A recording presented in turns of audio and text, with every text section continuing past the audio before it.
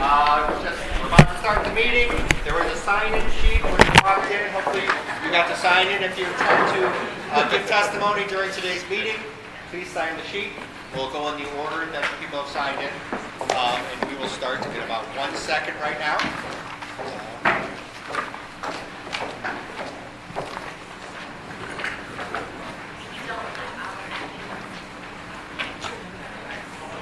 Okay, I'd like to start this meeting. As always, we'll start with the roll call, please. Egan? Here. Hoffenberg? Here. Mosier? Here. O'Connor? Here. Wenting?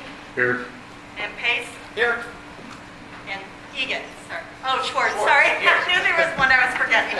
Sorry. We have a quorum. Thank you. Okay, great.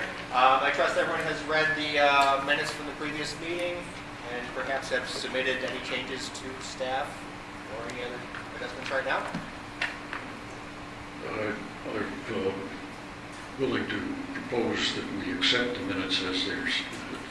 Okay. Is there a second? Second. All in favor? Aye. Opposed? Motions are approved. The motion is approved for passing the minutes.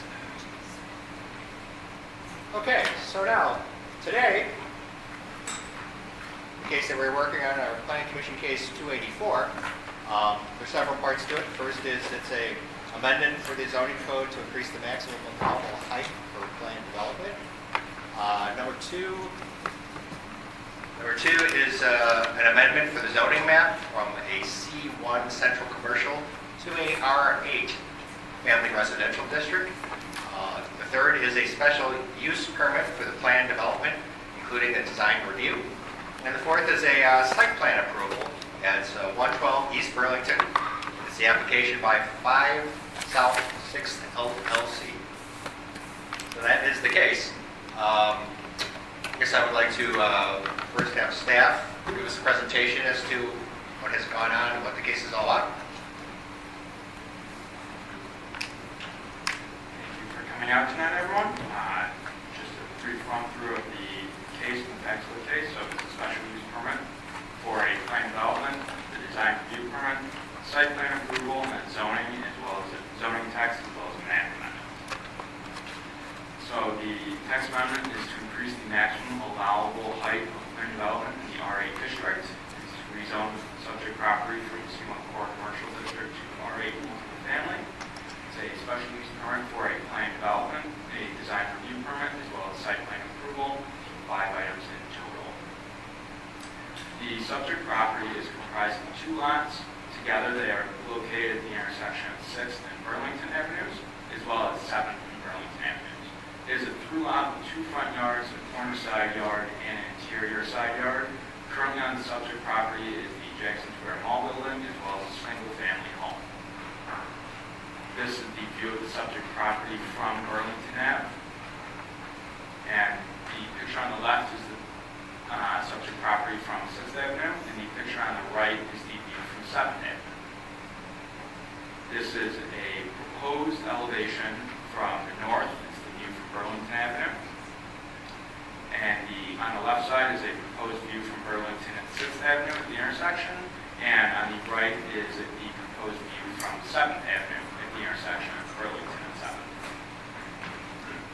So running through the text amendment generally, they're not specific to the subject property or the property development or the proposed development.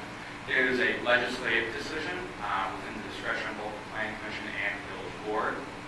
Per zoning code section 14-065, it's not dictated by strict application of a set of standards, but guided by consistency with the zoning code, which includes the comprehensive plan and community need for the proposed amendments. And as a note, text amendments do not apply just to the subject property, but they would apply village-wide.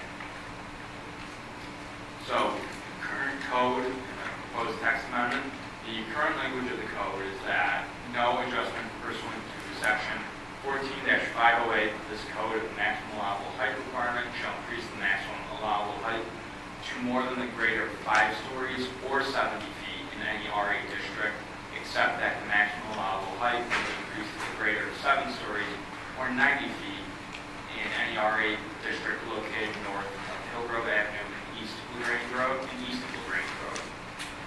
So this is section 4-508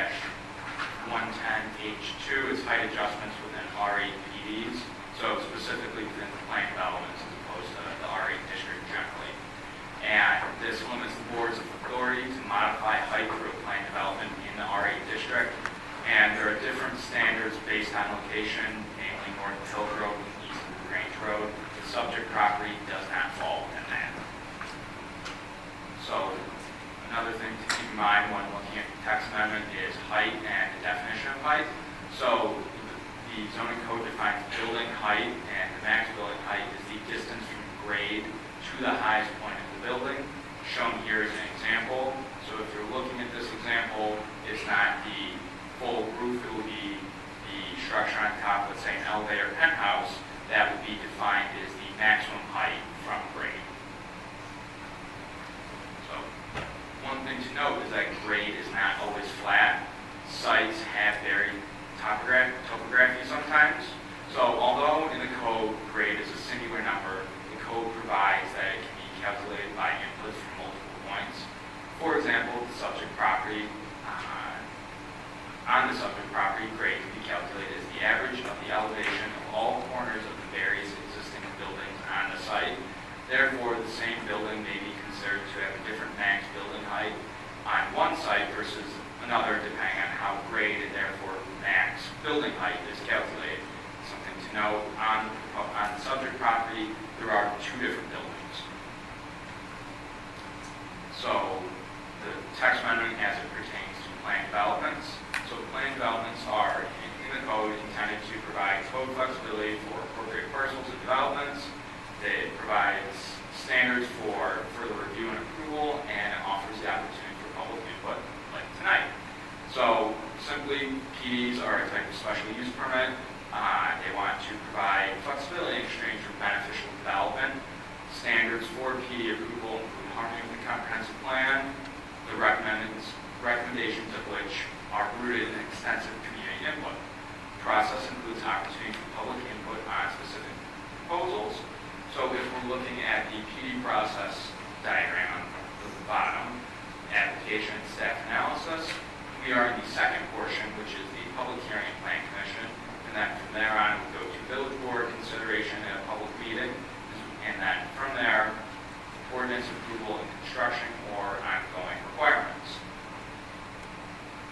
So table 2, it highlights the limits on authority to modify requirements through PD. We broke this down by zoning district. So we examined authority to modify regulations through PD by code requirement, by zoning district, by uses within zoning districts, and by location within zoning district. So if you are looking at maximum building height, which is the top row, the R6 through R8 multifamily districts, as well as C1 through C4 commercial districts, they provide various limits on height within a PD. Modifications are allowed only in the R8 with the varied limits that we previously discussed. As well as in the C1 through 4 districts, they have one limit across all 4 districts.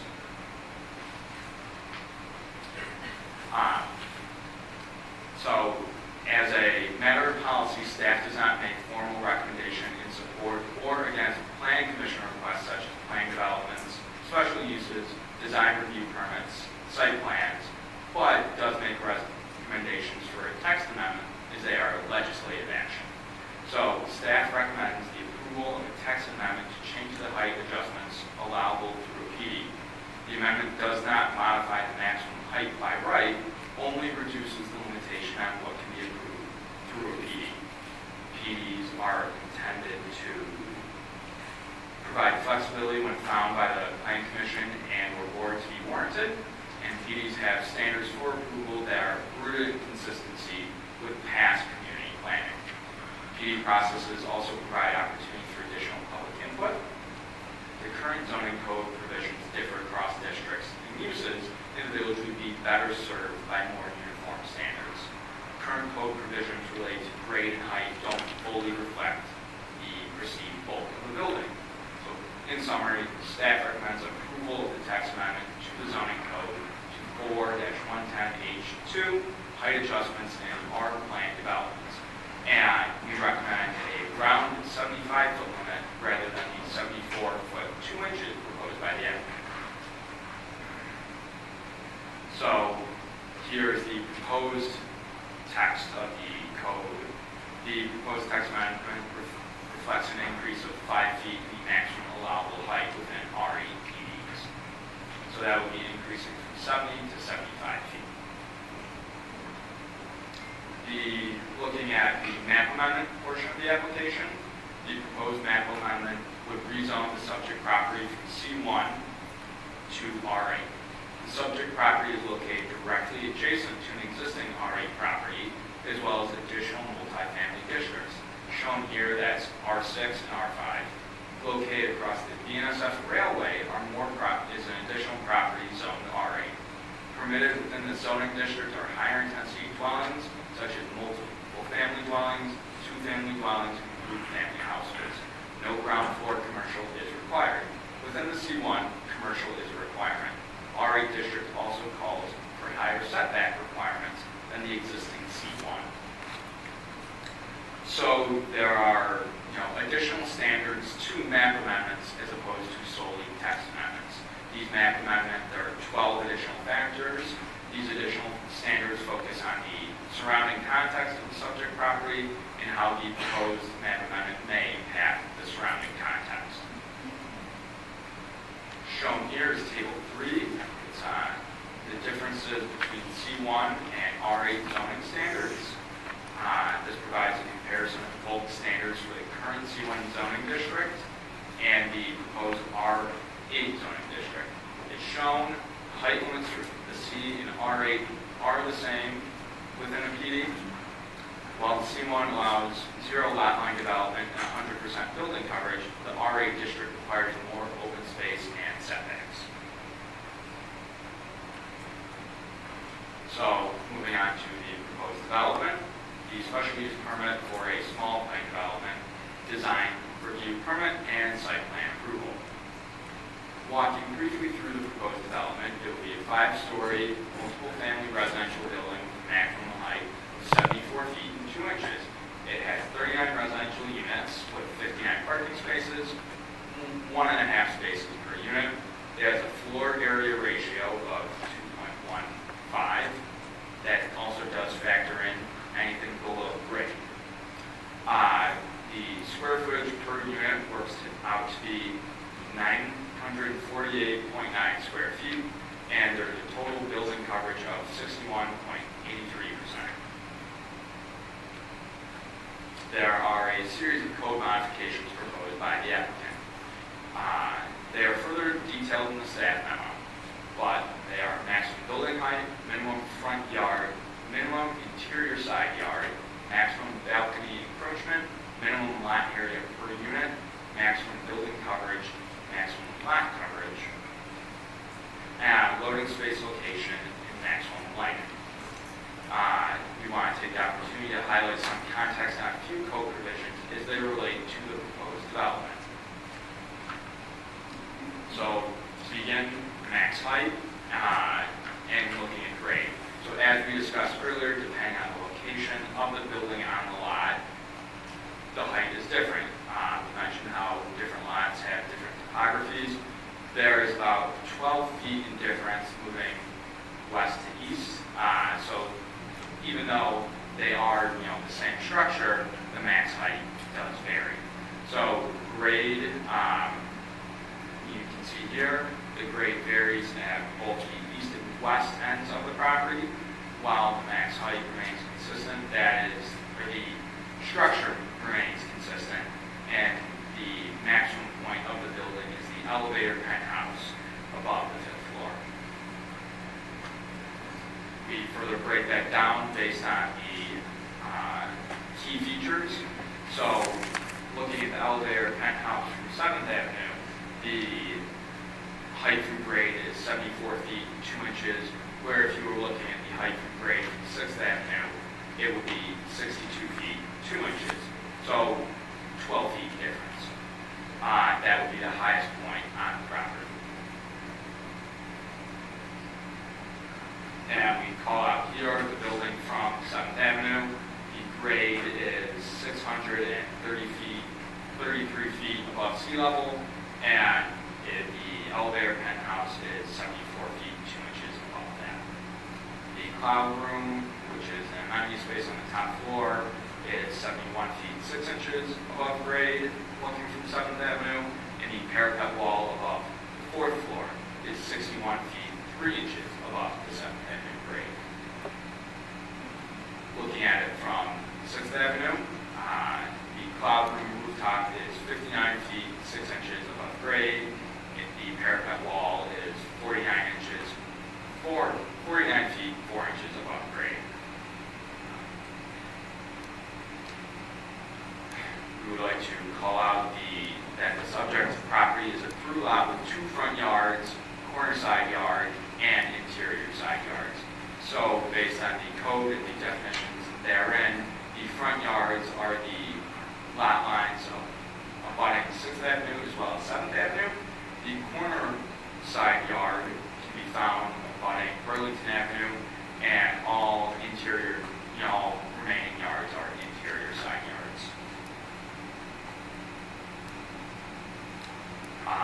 Looking at this, the blue line located on the property is an overlay drawn by staff. It highlights where, according to code, the setbacks would be, and this is the buildable area on the property, and it overlays with the villages to display the difference. The applicant is requesting modifications from some of these setback standards. We also would like to highlight comparable developments within the vicinity. So the proposed development at 112 East Burlington is 39 units, 5 stories, 74 feet 2 inches, with a lot area per unit of 948.9 square feet. Looking at it, we just want to show how the modifications for this proposed development compare to modifications on height and lot area per unit for other multifamily developments in the area. So these are the standards for approval for special use standards, small PD standards, and standards for code modifications. The staff memo contains the full staff analysis for each standard. We are happy to answer any questions the Commission has on any specific standards. However, we did want to summarize the detailed traffic analysis and stormwater analysis, as well as provide a recent update we received from the State Historic Preservation Office after publication of the agenda packet. So for the traffic analysis, it was prepared by KLOA, the village's consultant. It's their findings. The applicant will be constructing a bump out at Burlington 6 to improve safety. Another key standard of approval would be the destruction of significant features. Before we move on from traffic congestion, just briefly, the village's traffic consultant, used a very conservative approach in estimating traffic demand, and for the property, didn't discount the traffic generation for the fact that it is a transit-oriented development near, within walkable distance to the train station. So therefore employed a conservative approach and found that the surrounding roadway network had sufficient capacity to accommodate the additional demand created by the development. Moving on, the destruction of significant features. The State Historic Preservation Office recently advised that their longest letter, which is included in the published packet, was issued in error. This notification was after the packet had been published. They have determined that both existing buildings are contributing structures in the Grange Historic District. Because the project requires an IEPA permit, the State Historic Preservation Act requires the applicant to mitigate the impacts of the demolition of existing buildings. The applicant will speak more to the state's process during their presentation, but as noted in the staff memo, the village has no local historic preservation ordinance, and both structures could be demolished as of right locally through the building permit process. These standards for special uses include a standard that the proposed developments not result in the loss or damage of natural, scenic, or historic features of any significant importance. In that compensating amenities, the applicant's plans to call out increased attention for stormwater. They go 15% above the required volume. That is to mitigate the request for modification standards of the building coverage. just to clarify, that the proposed detention is sufficient to meet all village minimum standards for the proposed lot and building coverage. In addition to that, there is a 15% surplus that's being proposed as one of the compensating amenities to meet the standard for compensating amenities within the standards for plan development, specifically related to modifications to the code. There are other compensating amenities noted as well that we did want to call attention to the stormwater management analysis. So, staff suggestions, if the Plan Commission votes to recommend approval, a plat of consolidation must be submitted and approved prior to building permit issuance. Current plat of survey must be submitted prior to consideration of the application by village board. A development agreement must be included as part of the plan development ordinance to specify requirements during construction, the requirements for covenants and restrictions, and ongoing landscaping and maintenance. Moreover, to revise the engineering plan, confer the village engineer's comments to provide the additional 15% stormwater detention capacity prior to consideration of the application by the village board. Compliance with other engineering comments will be required at time of building permit. And prior to consideration of the application by the village board, revise the landscaping plans to modify the proposed planters in the Burlington Avenue right-of-way consistent with the landscape architect's comments. Revise the plant material between the southeast retaining wall and the south property line to evergreen shrub with a mature height of 4 to 6 feet. Revise the plant and/or screening material to the west of the loading area to ensure that it's screened in accordance with village standards, and determine whether the existing mid-block overhead street light can be removed or should be retained. Moreover, prior to consideration by the village board, revise all site plans to reduce the loading area pavement by 150 square feet on the western side of the loading area wherever feasible, as reviewed by the consulting traffic engineer. For any reduced pavement area, provide additional open space and landscaping plant material. Based on a review by the village consulting engineer, they determined that there was more than sufficient width of the loading area. So they provided this illustration, reducing it by roughly 150 square feet, the berm area called out here, to serve as further landscaping. So the area noted in green would be converted from pavement to additional landscape buffer.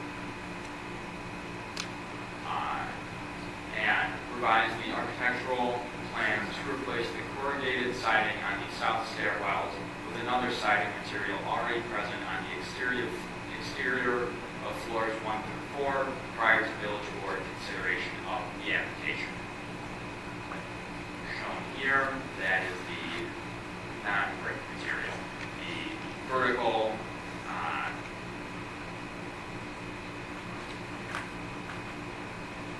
it's difficult to see on here, but it's the lighter gray material in your detailed plans in the packet. You'll see it's called out as a corrugated metal, but we're recommending that if the Plan Commission were to recommend approval, one of our recommended conditions would be that that be exchanged to another material, one of the other materials that's already present as one of the panels on those floors. Thank you. Okay. That's the end of the presentation. Sounds good. Thank you very much. Okay, commissioners, questions for staff? Sure. I'm sorry. Yes, Ben. Before we go on, for anybody who's in the room that does not have a chair, there are multiple chairs that are available up here in the front. And if anybody else has a chair next to them that's free, there are some available. There's a monitor so that we can see what's on the screen. Or a monitor that we put up over there for us to see. No, I'm sorry, we don't have another monitor. You're welcome to stand, where you can see better, wherever you can see better. There's also a seat right up here in front. Thank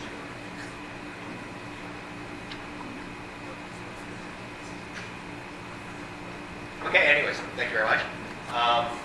Commissioners, questions for staff? What is the current stormwater management plan at the current property?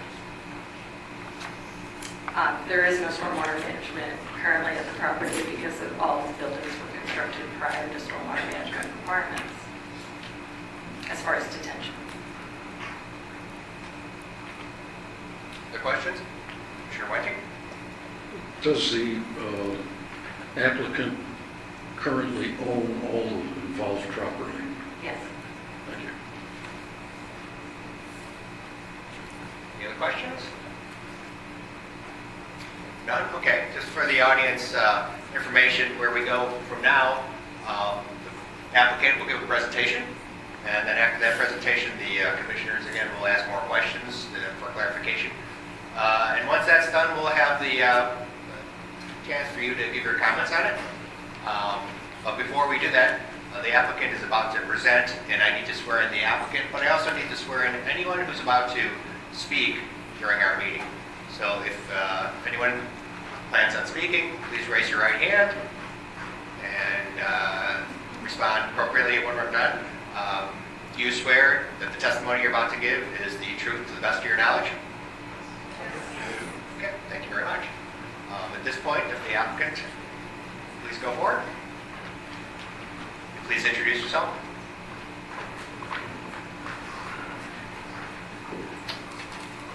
Good evening, everyone. Thank you for coming this evening. My name is Dan Spain. I'm one of the owners of 112 East Burlington Avenue and 5 South 6th Avenue. I want to introduce our team. With us tonight is Jack Stoneberg, our architect, who has extensive experience in these types of projects. Abby Veer with Bono Consulting. He's our civil engineer, and he's also a certified arborist. Katie Mitchinson, Joe Lyons, who's our builder, and Caitlyn Spain, my wife, to my right. She's going to say a few words, and then I'll continue to go into the project a little bit more.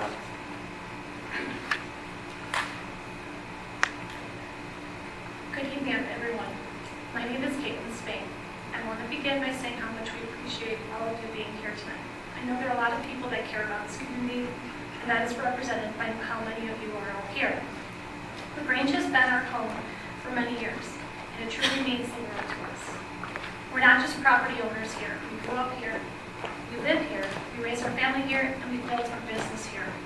Many of you know us from our restaurant, where we've had the privilege of serving our neighbors and hosting countless celebrations and memorials for members of this very community. We understand that the Jackson Square building we purchased holds a special place in the Grange's history. It's been standing since 1903, and we know it's hard to imagine the town without it. We share that sense of nostalgia. My mother and aunt were both antique dealers and had a booth in the mall for many years. When we first bought the building, our goal was to find a way to preserve it.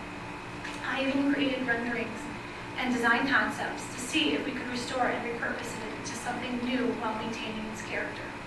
But after months of exploration, consultation with engineers, and multiple assessments, we came to the very difficult realization that the structure is simply not safe to renovate or convert into residential space.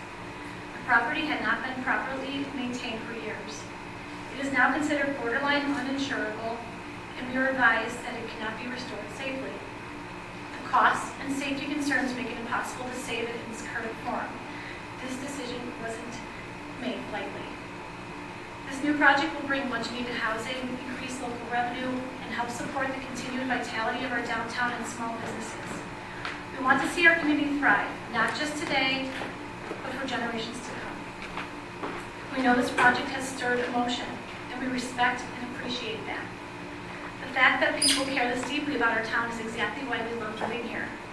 We hope you'll see that our intentions are sincere, and that everything we do is rooted in the same care and pride that you feel. Thank you for listening and sharing your thoughts with us, and for giving us the opportunity to work together to make LaGrange an even better place to call home.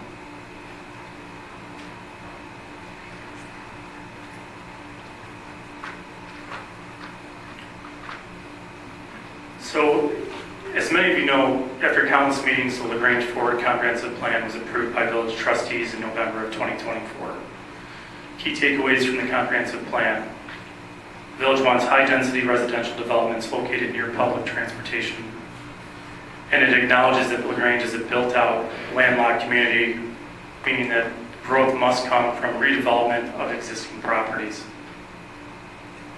On page 35, the plan emphasizes the need for more diverse housing.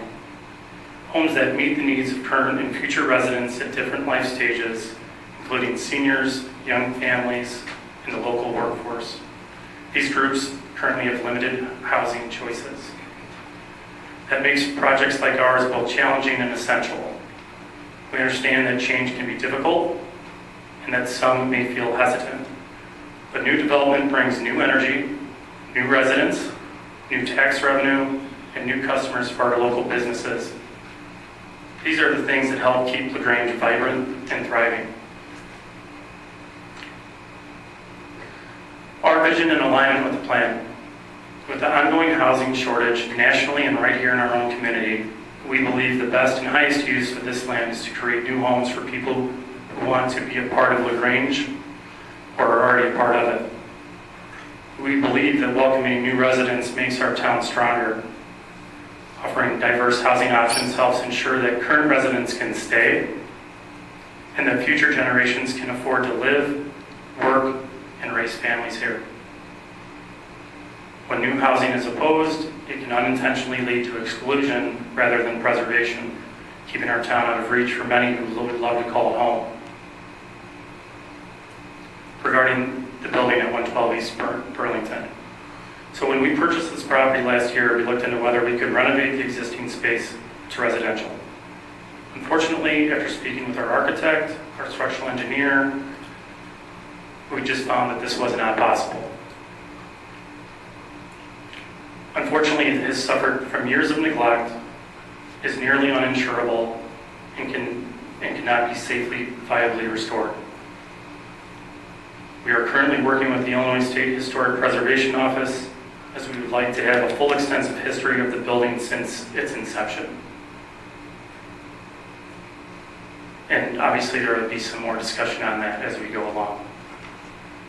To those currently at the Jackson Square Antique Mall, I want you to know that we are working closely with Therese to find a new location so this business can continue on.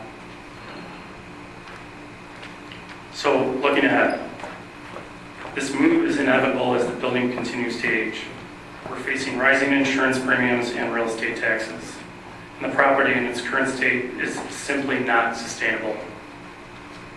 That said, we're proud to be proposing a redevelopment plan that's thoughtful, community-oriented, and consistent with the village's goals.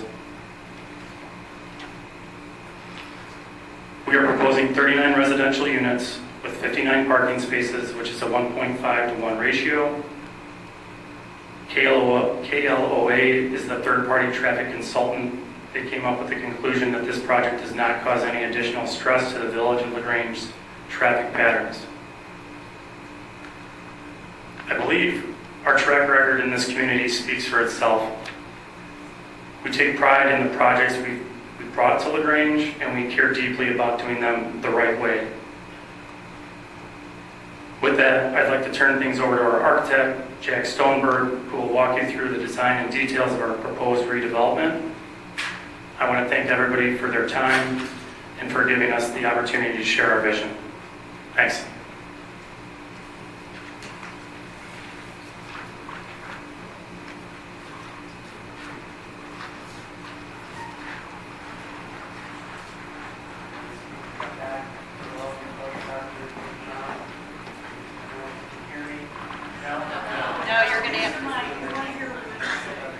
So it'd be great to see the presentation that we worked hard to share with everyone.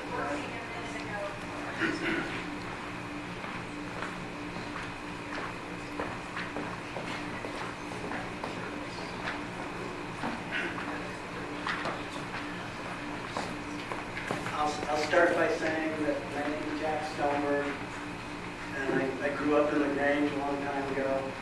And so I'm familiar with the neighborhood and the village. And my wife and I, Julie Gross, Stoneberg Gross Architects, we've had business that's been, mostly focused downtown.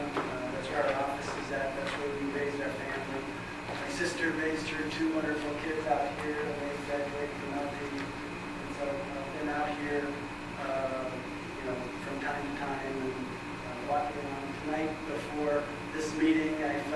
piece, I felt as though walking down the Grange Road was a wonderful space. So thank you for listening to me, and I hope I can answer everyone's questions and present the project without any images so that everyone can understand the best that I can.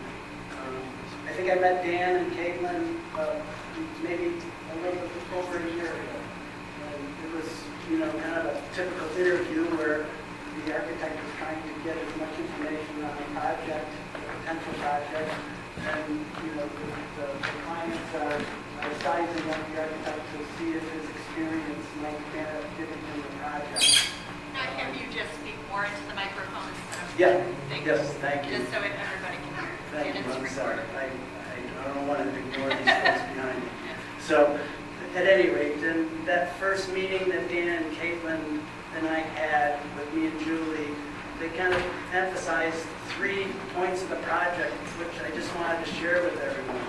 And the first point was is they weren't, focused on an equation. The project for them wasn't based on numbers. It wasn't based on how many square feet the building was going to be, how many units the project was going to be, what the cost of construction was going to be, what the margins were. What they wanted to emphasize to me and Julie was that they wanted to build a great project and that they wanted the units within the building to sell themselves. They wanted these units to be wonderfully designed. And so what does a wonderfully designed unit mean? It means different things to different people. But for us in that first meeting, what we discussed was to have units that were filled with natural light ventilation, that had second and third bedrooms that could be furnished with something other than a single bed, so that the entire units are usable and have flexibility in how they get furnished. We wanted each unit to have a private exterior open room, not a little balcony that's attached and hanging off the building. So we wanted the outdoor space to become part of the unit. We wanted there to be cross ventilation in the primary spaces, in the great rooms, so that you didn't enter into the units and find, that you were walking into a tunnel with a window at the end of this great space. So we talked about these things. In addition to having great units that Dan and Caitlyn wanted to showcase, they emphasized the need and had the insight to understand that open space was paramount, not just for their building, but for the neighboring buildings as well. So,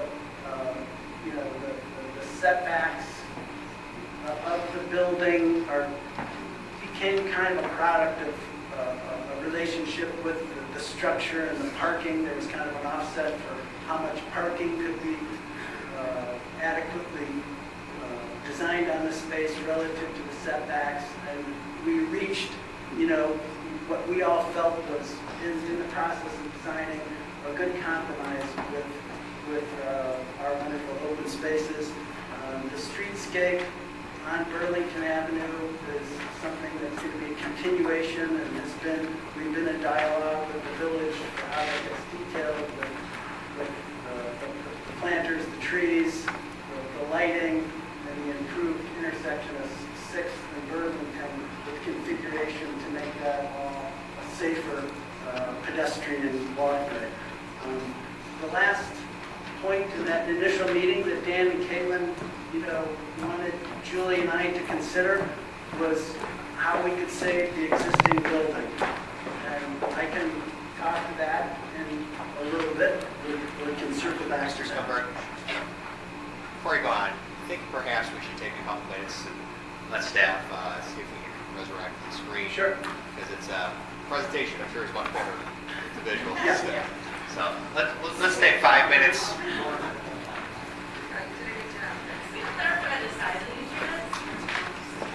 During the presentation, they'll take care of all that. It'll be screened.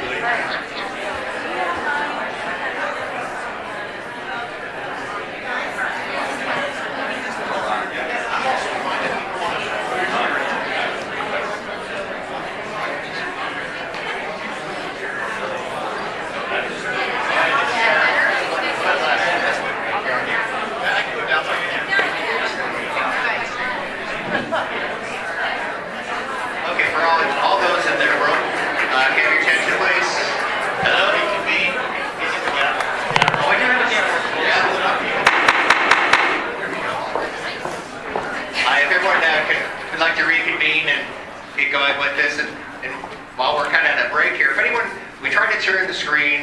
If you still can't see it, I suggest just taking your chairs and go over to that side. Come down here. I'm sensing this could be kind of a Because they lengthy turned it a meeting. little bit. Standing the whole time would be difficult. All of my notes.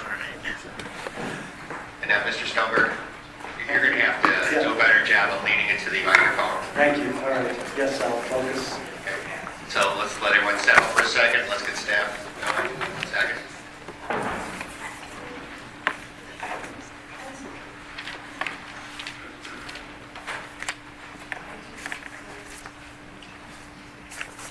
I think that's my first slide. That's my second slide.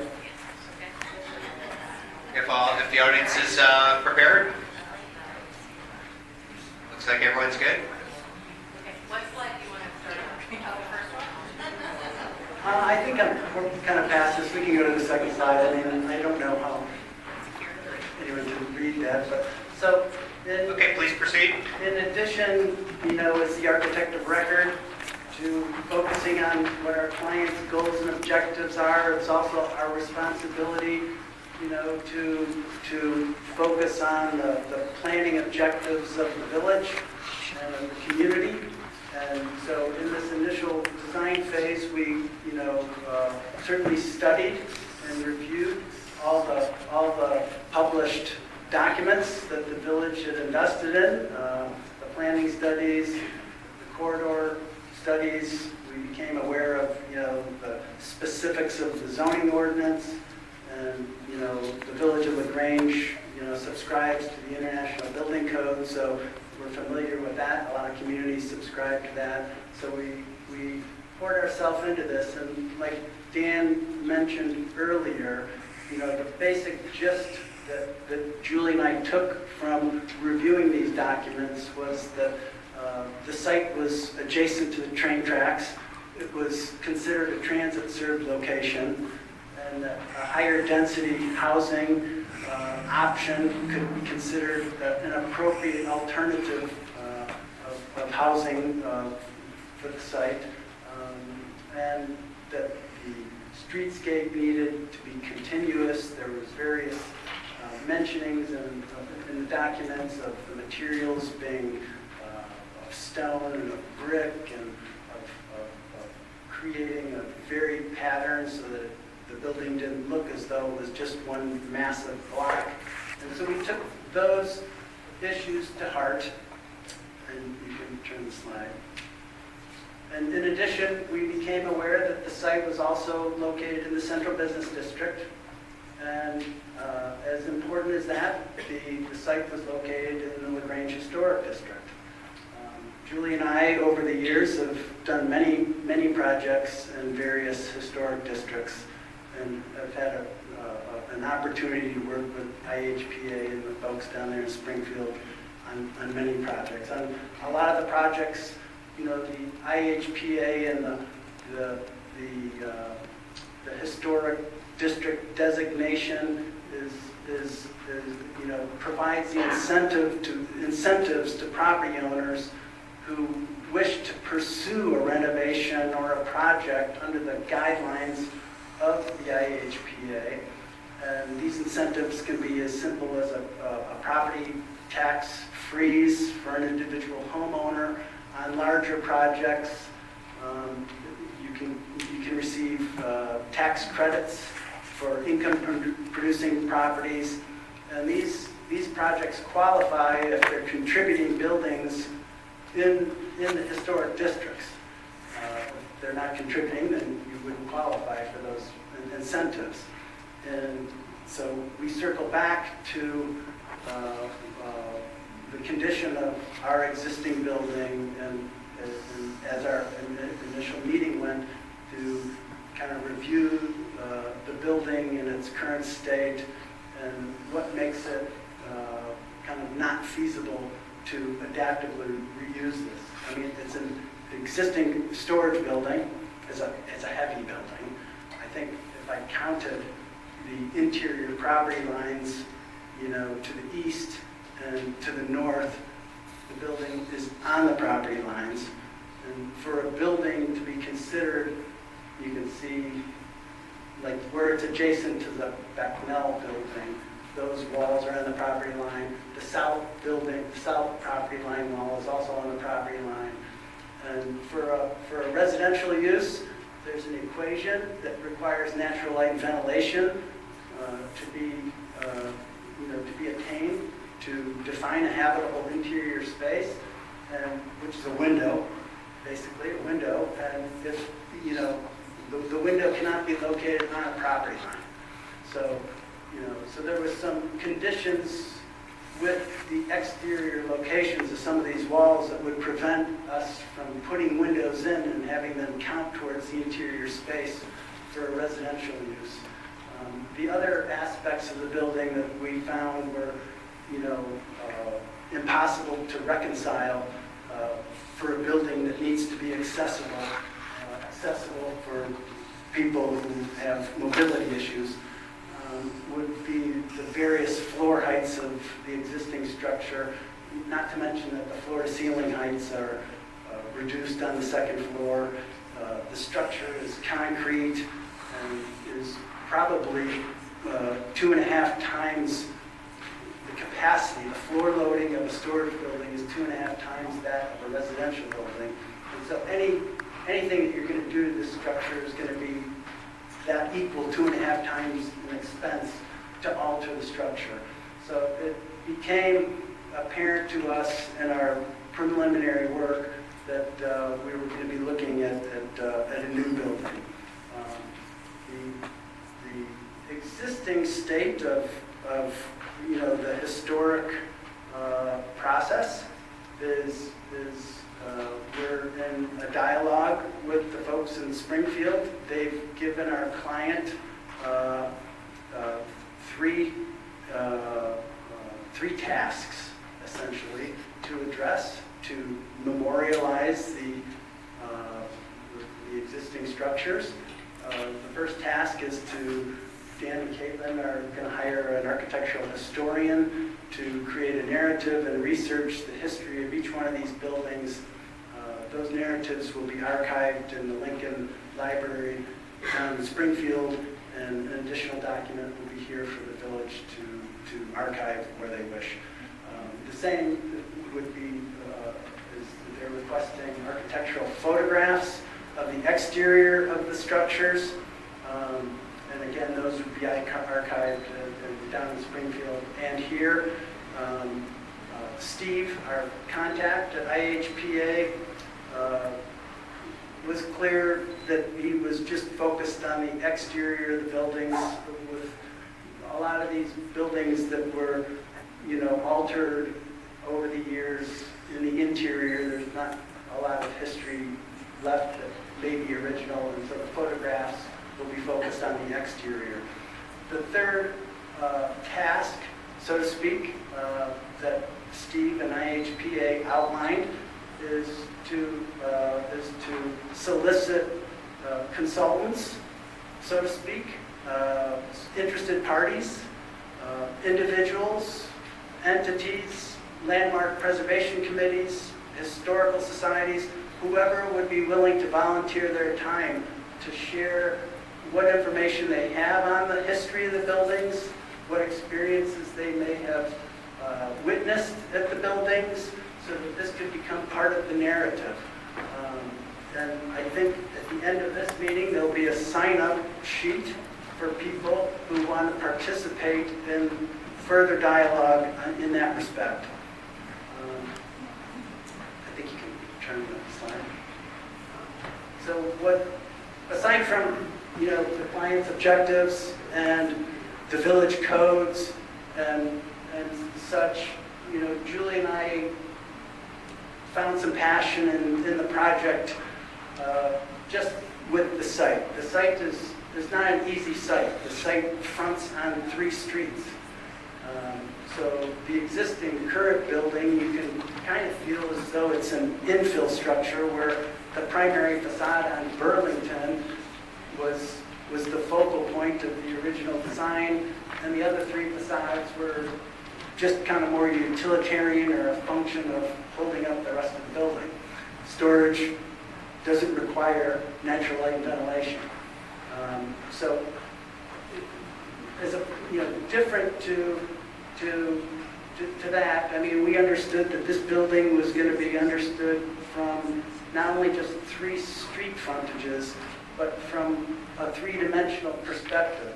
So, there's more than we wanted. We didn't want the building to feel as though it was a block, or we wanted to make sure it had some variation in the massing, and so we focused on those aspects when we looked at the massing. Here's a view from Burlington and 6th, and from all perspectives, from the street perspective, it appears as though it's a 4-story structure. So the 5th story is called the cloud room. It's kind of a common area, kind of a meeting area for the unit owners to collectively meet, and that is set back significantly from the front facades of the entire building. So the cloud room, which is the 5th floor room, and the maximum height, which is being taken to the elevator penthouse, from this perspective, you can't even see any of those things. So we tried to incorporate with the setbacks, some common sense decisions. And for example, on 6th Avenue, the common sense was to line the building massing up with the existing building to the south. The diagonal at Burlington, provided us with some interesting development on the interior plans, and that I think can show up on the massing, maybe not on this slide. I don't know what's the next slide. Maybe we can go on. The main entry is going to be accessible. It will have a ramp that leads up to the common entry, and there's a monumental stair. We're using landscape and planter features to create a hierarchy that will hopefully be inviting to the community and to the unit owners. There'll be signage, and like I said, the streetscape is going to be showcasing the standards of lighting that the Grange has invested in.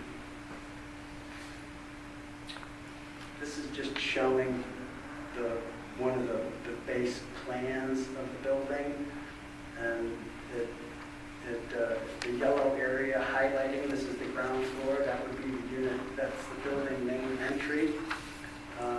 Each one of the units, the kind of the primary premise of the building design was, to provide as much light to the inside of the units as possible. So at each end, there's 2 units, and each unit has multiple facades that are getting light into the living rooms and dining rooms. Again, each unit has an open terrace. You can see, I think, down to the lower right-hand corner is the service drive off of 7th Avenue. I think the building has some common elements that would be considered fairly standard in the building with 39 units. It has parking for 1.5 to 1 cars per unit. It has 2 spaces for bicycle parking per unit. It has, like we said, the common, lounge rooms and exercise room, and we'll have a nice lobby as well. Over the past 6 weeks to 2 months, the structural engineers and myself have been working with Dan and with the general contractor to determine how best to build the building. And there's various materials and strategies on how to erect a building of this scope. And believe it or not, part of this building, if one wanted to, could be structured out of timber, out of wood. And through our kind of analysis and to date, the building is going to be built out of concrete and steel, so more like a call it a high-rise construction, where there'll be a structural steel skeleton, and we'll have concrete floors, so the building will be structured in a very solid manner.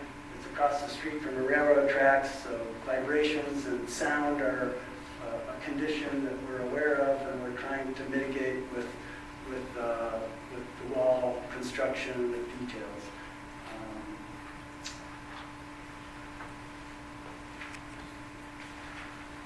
I guess you can go on to the next slide. This is showing the roof of the building. I guess is that blue? Is that color blue? The blue is the circulation area. So we have 2 elevators that are going to be ascending to the 5th floor, and we have to have 2 means of egress, 2 stairs that are continuous vertically through the entire building. The yellow areas are the lounge rooms or the public amenity spaces, and there will be a roof deck on either end of these cloud rooms for grilling. We are showing a pickleball court as well. We can go to the next slide. This is showcasing just some of the exterior materials. We're going to be obviously using brick as the primary material. The exterior walls of the building are all going to be non-combustible. It'll be a combination of concrete block and brick, or metal bearing studs and brick. But everything in the building that's structural is going to be non-combustible. You can see that there's going to be the exterior terraces, and this slide doesn't show it, but at the top, at the roof of each exterior terrace, this kind of shows it on that front terrace, is a trellis feature which kind of caps off each vertical element that we're trying to use to break up the horizontal nature. The site is 300 feet long, approximately, and so every so often we're introducing an architectural element such as a bay. We're showing 2 bays. There's a bay east of the front entry. So the bays are of different materials, which creates some rhythm to the structure and provides, just hopefully some interesting different variation in the materials. I would say that the International Building Code has an equation for exterior walls and the percentage of how much window you can have in each wall, depending on what the wall's proximity is to the property line. And since this building is fully sprinkled, we get some slight assistance with that. But on all our exterior walls, there was no limit to the amount of glass that we could put on the walls. That's technically probably for a fire consideration, because the closer a wall is to the property line, windows aren't fireproof, and a fire can jump from one building to the next. So that's just kind of communicating in another aspect that our setbacks are robust enough that the building could have been fully glass. It's not, because we have sound across the street. But I think when you look at what we're proposing, there's the window budget will be substantial. This is just showing, this is a rendering of the existing industrial building and how, our proposed building extends beyond it. You can kind of see at the end on the 7th Avenue, the building is peaking above it. And, those bays, the bay windows are being accented with metal panels that are cross-broke. So that's an architectural detail that we hope to pick up in the exterior balconies and terrace development, where we have some exposed structural steel as well. So it's not, it wasn't an easy site. It's not an easy process to put together a project like this. there's, so to speak, a lot of cooks in the kitchen. And Dan and Caitlyn have been paramount and being steadfast to their vision of building a high-quality building with, sound materials that should, make the community proud for years to come. And hopefully there'll be 39 wonderful families who subscribe to that. I don't know if I should ask if there's any questions now, or we can do that later. I think we'd like to hear the whole presentation, and then we'll ask questions afterwards. So just to shed a little bit more light, what I think a lot of people here want to hear a couple other things. So, there's 39 units. There's 9 units on the first floor with the entry. There's 10 units on the second, third, and fourth floor. Okay?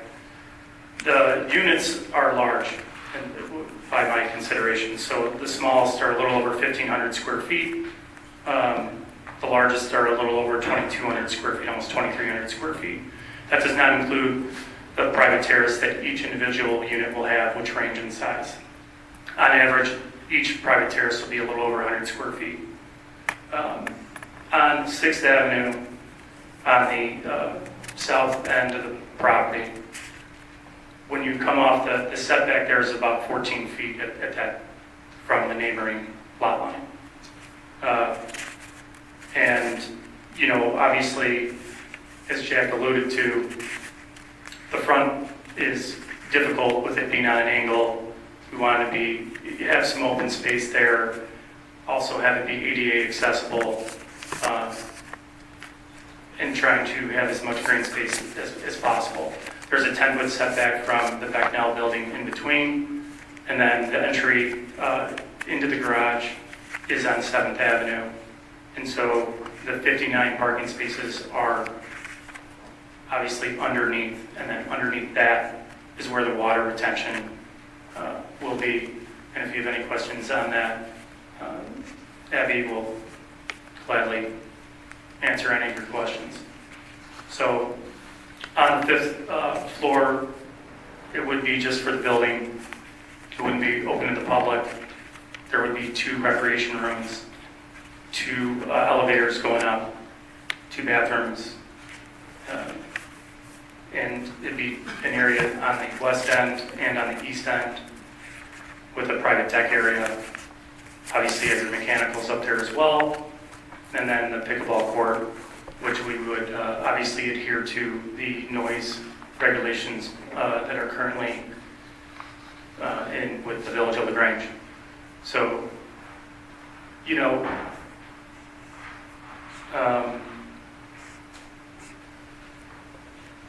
we're really happy to be bringing this. I know that there's a lot of people out there that want to see it currently stay the building as is. Caitlyn and I thought very long and hard about, how is it possible? And unfortunately, it's not. So we'll have a sign-up sheet in the back for anyone that wants to continue to have a dialogue on the best way to, talk about the history of it. Is any of it salvageable? There are some really cool storage doors from the storage units on the 2nd, 3rd, and 4th floor that I've talked to Sarah Parks over at LaGrange Historical Society. We'd be happy to, have a home. We're also going to dedicate a little bit of area in the front foyer, try and see if we can incorporate some of those storage doors there.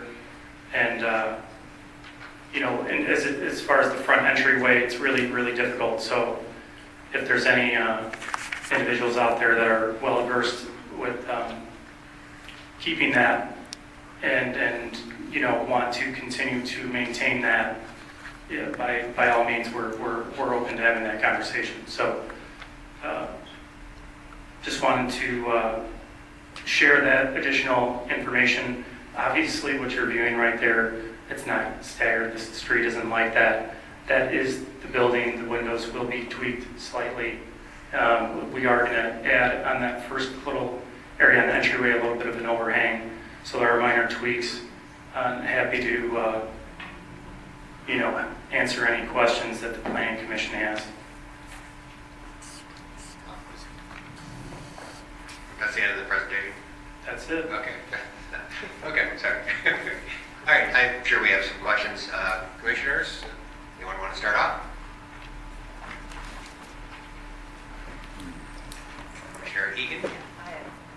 I have a couple questions. You talked a little bit about the south setbacks at 6th. What's the setback on 7th on the south lot line? So on the south lot line, again, depending on which data point that you're looking at, it is, bear with me. So 6.25 feet. 6.25 feet. The building is 6.25 no, feet. well, he's talking about it's 16.52 feet from where that, if you go on the other side and you can see, I don't know who's got the remote control over there, Scroll but back. Scroll back. Scroll back. Scroll back. Scroll back. Scroll back. There you go.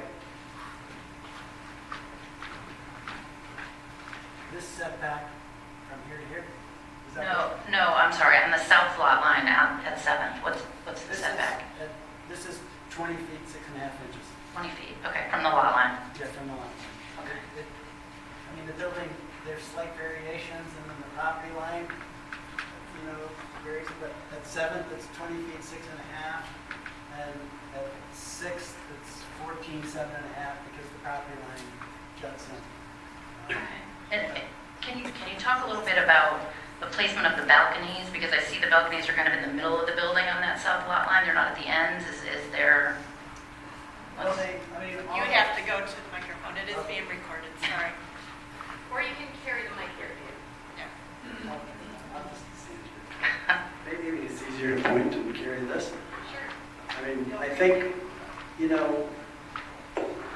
with as much as we're focused on acoustics with the train, I mean, when you develop a building like this, from one unit owner to the next, you have to be conscious of the noise from one unit owner to the next. So these highlighted areas in yellow are all the various terraces, and you try to get them as far away from another unit owner as possible so that someone's not, creating a conflict with another unit owner.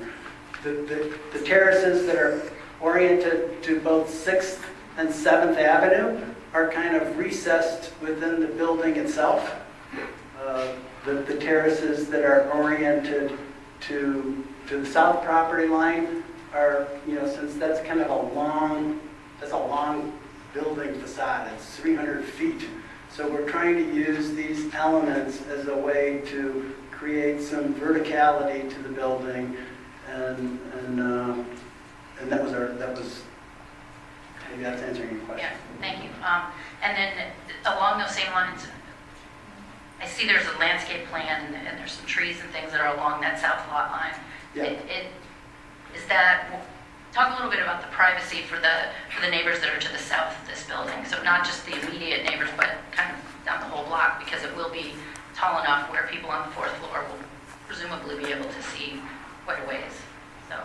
Yeah, I mean, I didn't do the landscape plan, but it's the intent that at one point we had the service drive bumping up all the way to the south property line, and we had revised that to provide a landscape buffer between the service drive and the property to the south. And it's the intent there that would be, and I think it's noted on the landscape plans, I call them rocket trees, but arborvitae or some vertical element that will, grow over time. I don't think it'll grow up to the 4th floor. But that was the intent, was to kind of landscape the service drive away, certainly. Okay, yeah, thank you. And then I have a question for Mr. Spain. Who are your target? These are condos, right? Or is this apartments? so most likely it'll be condos. Okay, and so who are your target buyers, and do you have an idea of a price point? I don't know if that's even something you can judge at this point. So I don't have any, I have an idea, but, it's open to everyone, I don't, discriminate against anyone who wants to come in town LaGrange. Okay. Has there been any consideration of including affordable housing in this project? No. Okay.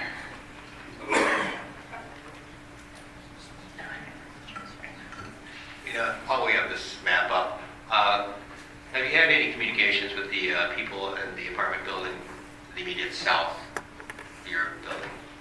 Yes. And obviously there was concern there. Is there anything that you put into the design that softened that bit? So the original, obviously this is not the first time, there was another previous developer that brought this forward. And so they were looking to do 50 units with 84 parking spaces.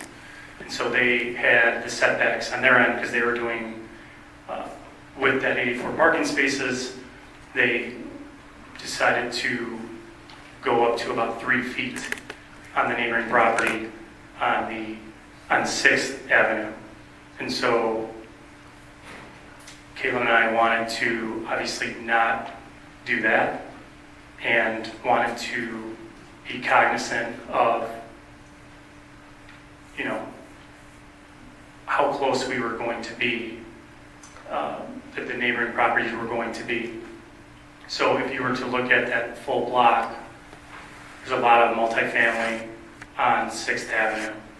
And so if you were to take an average, and I don't have this number, but it's 14 feet collectively, and in some cases it's 20. It's pretty good. So we decided to scale back on the units based off of the feedback on the first go. And so that's how we came and derived towards the 39 units with the 59 parking spaces, which is at the 1.5 to 1 ratio, which is what the Village of LaGrange requires. But on that side, did you not put balconies right across? Exactly. Okay, this is what I want to hear. Exactly. What else have you There done? was some verbiage. You have to go to the microphone. I'm sorry. It's recorded. Yeah, I'm trying to get to the point. Yes. So,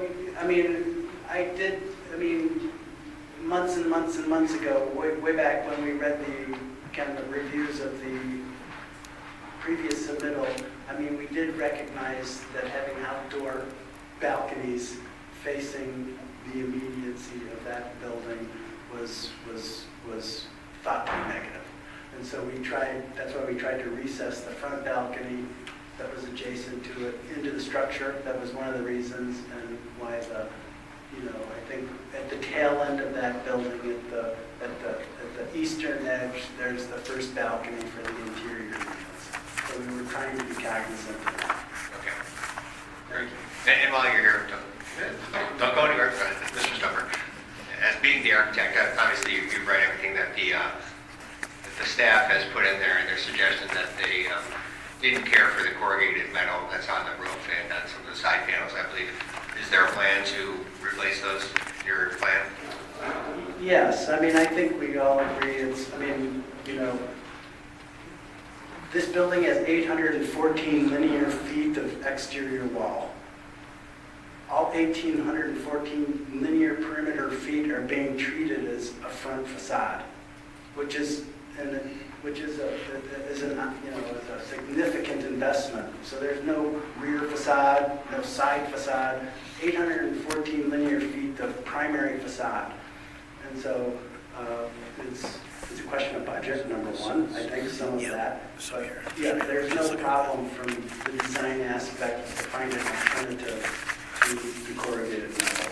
We originally thought that there's a lot of train, archival buildings that use industrial materials, and that picking up on that aesthetic was something that we thought was interesting.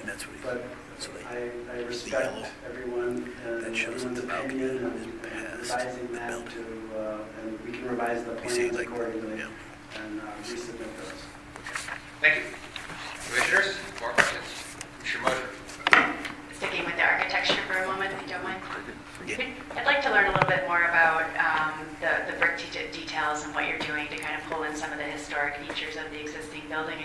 package indicated some patterns that were, It doesn't come through in the renderings as much because, again, the detail can be very subtle.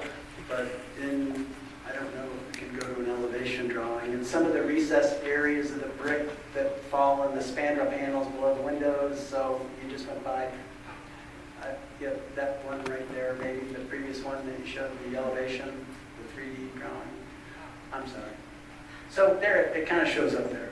So on the existing building, in between the windows, like there's brick patterns that project, and that's a possibility of something that we're investigating to give, a little bit of pattern to the brick so that it's not as flat. Like I said, it doesn't quite show up here in this rendering, but if you picture alternating bricks, if you look at the existing facade of the building below some of the front 8 windows, they have a brick pattern, and that's something that we found that it is more of a craft detail that adds another depth to the brick. In addition to that, it's fairly typical for a more traditional building to have soldier coursing above a window instead of continuing the horizontal running bond over a window. It kind of highlights or accents the window. Some people use limestone. In this case, we're probably going to be using a soldier course or vertical brick coursing. We're going to use accents of limestone throughout the building. And so we have, some corbel details on all the 3 primary elevations, I'd say, that create a recess on the facade. So again, trying to give the facades a little bit of depth so it just doesn't look as though it's a simple brick facade. So having depth and detail is important. Am I to understand that you would consider, for example, with standard-sized brick, to consider a Flemish bond under certain window spaces between? I'm sorry, did you say Flemish bond? Yeah. Well, there's a lot of different bonds, but Agreed. Some variation, some brick patterning, maybe a different, actual coursing. Yes, absolutely. Headers and stretchers. Yes. It's something other than standard running bond. Yes, absolutely. Just to create some element of focus underneath the windows, and yes, absolutely. Right. Thank you. For the non-architects in the room, can you explain that further, please? I think the Flemish bond, if you can give us a quick. Well, there's bricks are vertical. You can have a soldier course or a sailor course. Bricks are different dimensions. So it depends on what brick you're talking about. A standard modular brick is, so you can, and how bricks are laid up, you can have a stacked bond where you stack each brick on top of one another. So it looks more like a grid. A running bond is where one course of brick alternates with the course above, so the vertical joints don't line up. There's, Flemish bonds, which, maybe turn the bricks sideways every once in a while, so that they, originally, historically, those bricks then would tie the wall in laterally. And so there's, different, strategies to laying brick. And it's a craft, it's an art. Commissioner O'Connor. I'm curious about the soil testing that's been done. Was there a phase 1, and was there any remediation needed? There was a phase 1, and the soil is good, so there's no remediation that's needed. I believe in the materials the excess of over 70 feet really relates to the rooftop and the common area room. Was there any thought about not pursuing the increase in the the text mod from 70 to 74 by some alternative plan with what to address on the roof. You know, we originally had a sloped roof up there, like way back when. And, you know, when you look at how the village was maybe calculating what the height of the building is, I believe it's to the average of the sloped roof. Kevin? So there's building height and maximum building height. Maximum building height is the absolute peak of whatever the highest point of your structure is, inclusive of elevator shafts, stairwells, parapet walls above the roof, So absolutely, whatever so it it's might not be. the average. So at any point, I mean, we did have a different roof profile up there at one point to try to minimize where the eaves would be, and then we revised the design. And, you know, if they could come up with an elevator that didn't require an override, you know, if you know how these elevators are constructed, you know, there's a hoist beam, and that hoist beam needs to be 12 feet 7 inches above the floor that it's serving. And so it's a challenge. So it really just is the elevator shaft at the top, which is at that height. And so, you know, it's in the middle. And so, yeah, we did give thought to it. But once we got down, we wanted the fifth floor to have, you know, we, again, wanted to come back to, let's not do as many units as possible. Let's do 39. Let's do it on 4 floors. Let's have a 5th floor amenity for the building. And then the elevator shaft is how we got to that threshold of the height. So, question, you know, we were talking about changing some of the brick and some of the patterns, and part of our quest tonight is to do a design review. And I need some input that the design showing is pretty close to what we're reviewing. You know, here maybe we'll change the corrugated, maybe we'll change some brick. But if you take the overall, pretty close, or the right feel, where are we at? Yeah, I think we're in agreement that the corrugated metal isn't something that the village wants. Yeah. And that's an easy, you know, substitute to the metal panel that is, call it a concealed fastener metal panel. So you don't see screws. It's a concealed fastener. It gets hung on the wall. So, and relative to the brick design, I mean, I think that what we're showing on the plans and the document that you have is the intent and the scope of what we're proposing. Can we bring that up, a bigger view of the 3D version? Yeah, I think it may be easiest for me to switch off of the presentation into the actual application packet. So if you can just give me one minute. Sure.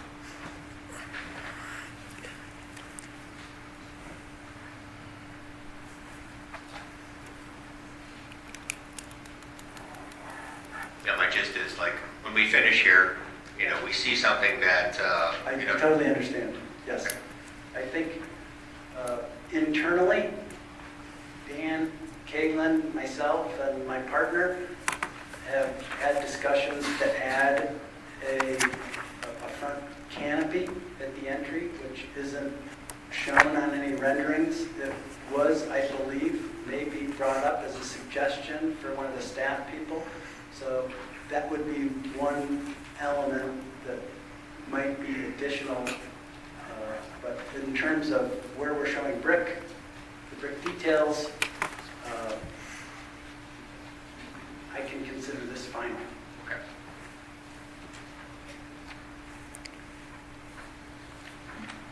While we're waiting, could you probably provide any background as to what the former owner or yourself have done to determine like that the current structure is not safe and you know, uninsurable, so like, or potentially uninsurable? Could you speak maybe a little more to that, like what investigation was done? Sure. So there's been So Therese, who runs Jackson Squares here, and so she'd probably talk on the day-to-day, but it's very difficult with the way that it is structurally to continue on. Okay. Well, so we're looking to do, I go back to the village comprehensive plan. You want high density residential. This is what we're doing. So if you go and you want to do high density residential, Jack, our architect, alluded that you cannot have the property be on the lot line. So when you go through and you have a second floor that's at 6 foot height throughout the entire floor, in order to make that, so one, like, I don't know, I don't know how to fix that.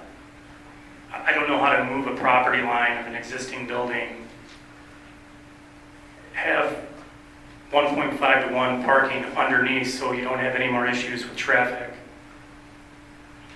Then move that back with the setbacks that are in the R8 zoning. I have some limitations. And so, again, our whole premise for doing this, one was we wanted to continue to see Village of LaGrange grow. Not everyone here agrees with that, but that's what the Village of LaGrange, the LaGrange Forward Comprehensive Plan stated. And here we are.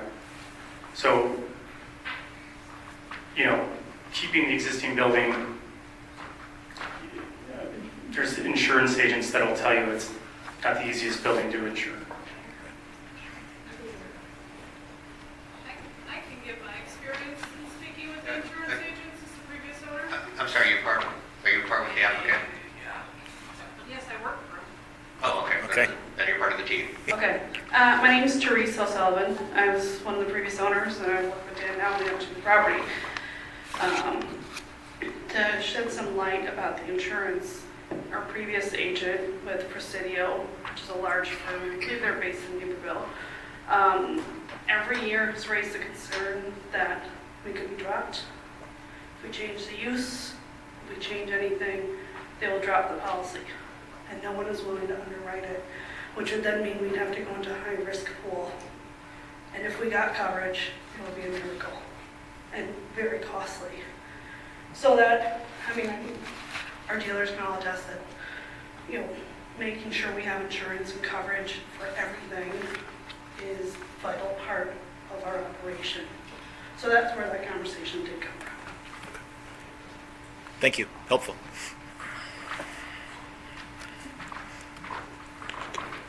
This is a great image. Thank you, Charity. This is, the west elevation fronting on to 6th Avenue, and this was just a detail of the existing brick on the existing facade that would be, not atypical to see in these buildings, brick buildings where the masons and the designers are trying to add a little bit of texture to the facade.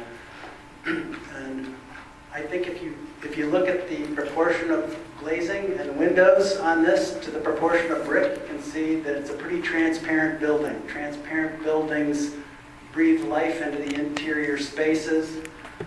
They're lighter feeling, they're not as heavy, they're not as dense. And so, all these sliding doors and windows, their heads are 9 feet above the finished floor. So our floor-to-ceiling heights, our floor-to-floor heights, have been slightly revised. They're 11 feet 8 inches. So our interior floor-to-ceiling heights are getting close to 9 feet 10 inches. And so instead of having an 8-foot high door, we have 9-foot high doors. We have windows with transoms. We have these recessed brick areas, which we're trying to bring some texture to respond to the original historic building. We have these vertical terrace elements that are capped with a trellis feature. We have various banding around these window bays that are kind of a vertical corbel. So it's a step in the brick, so that this brick element, this portion of brick is set back, 6 inches from this brick pier. So we're trying to create depth and variation, and that's hopefully what makes a great building. Real quick, while that slides up there, does the material in the cloud, what's the material in what you call the cloud room? What is? It's going to be revised. Okay. So that was a continuation of the corrugated metal, and it's a 5th floor that's sitting in the middle of a roof. So it wants to be a lighter material. So it will be a metal panel, and it will be, a metal panel that we'll submit to you in our revised drawing.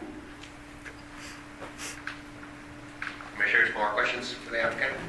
Commissioner Miller? While we're on this facade, if you don't mind, one of the comments in the packet from the Design Review Commission that took a preliminary look at the facade noted that the roof line lacked interest. Is there something that can be done to the roof line to add a little bit more interest or push and pull, to your point, of the rhythm? I think we were, using the stairwells. Originally we had a peaked roof, or these 2 stairwells met, and it was more like a gable roof up there, like a continuous gable. And we are trying to stay away from the boxy, kind of aesthetic. If you think of this roof room as the top hat to the building, I mean, it does want to have some interest. We've provided these canopies, steel canopies, over all the doors on the cloud room, and there's several of them. They will focus to the north as well as to the east and west, and we're thinking that that canopy detail will provide, a little bit of a brim, so to speak, and some interest. And I think we've become pretty happy with the massing as it is. Commissioner Schwartz, did you have something? No, I'm good. Mr. Hoffenberger? A couple of follow-up questions. What is the comparison of the footprint or lot coverage of the current existing structures as compared to the new structure? And what I'm getting at, and as being in LaGrange, both as homeowners and business owners, the flooding issues that are going on right now. And I understand that there is no current flood mitigation at the property, and you're going to be putting something in underneath that is 15% in excess of the minimum standards, but I want to understand how much more lot coverage or building coverage we have with the structure versus what is there right now. How much ground are we losing as compared to what you're then going to put on underneath the property? Paved area or landscape? Including the parking lots? Including the parking lots. So a parking lot is considered built? If it's paved, I would consider that. But I welcome your Abby, commentary. you're here. Where's Abby? Do you have? Yeah. This is our civil engineer. So I'll be here. I'm the record civil engineer on the project. The existing building, I'm just talking about existing building, not the entire lot coverage. Existing building is about 17,000 square feet, and the proposed building is about 22,000 square feet. Coming to the impervious area, the existing is 32,000 square feet, and the proposed is about 28,000. We are actually reducing the impervious area. And in existing condition, the entire stormwater on the east side of the site, she drains to the street, and on the west side we have a few catch basins, existing catch basins that are tied into combined sewer system. In our proposed condition, we are providing detention for the entire site, and the new connection will be onto the 7th Avenue side. Thank you. One other, and this ties a little bit into the height going over 70. Was there any thought to either a smaller or lower footprint? I assume I know the answer to this, but I'll ask it anyways. Trying to stay within the 70 feet that currently exists as opposed to the text change, and then perhaps multiple smaller buildings or something smaller that would basically fit within both 70 and the current code requirements. Well, I'll let Jack also speak to this, but again, the only thing that's over is the elevator shaft. So, Jack, do you know the height on the 5th floor? I'm not sure. The parapet? Yeah. So the 4th floor is, This is the top of this parapet from is 61 feet, from 6th Avenue is 61 feet 6. And so from 7th Avenue, it's, it's going to be 10 feet higher or approximately. I don't know that dimension here. But Dan is correct. I believe the elevator penthouse is the element that's protecting about. And I can speak in the microphone if we went through a long pause. Originally, the village engineers alerted us to the fact that there might be bedrock on the site. And so, in the soils testing, I think it amounted to 2 months of evaluating what the soil condition was for the foundation, and more importantly, for Abby's detention. So, the building can go only so far into the ground relative to the soils. For the garage, I believe that the height of the detention is an additional 4 feet of that structure that's below the, so, sinking the building further into the ground just wouldn't work.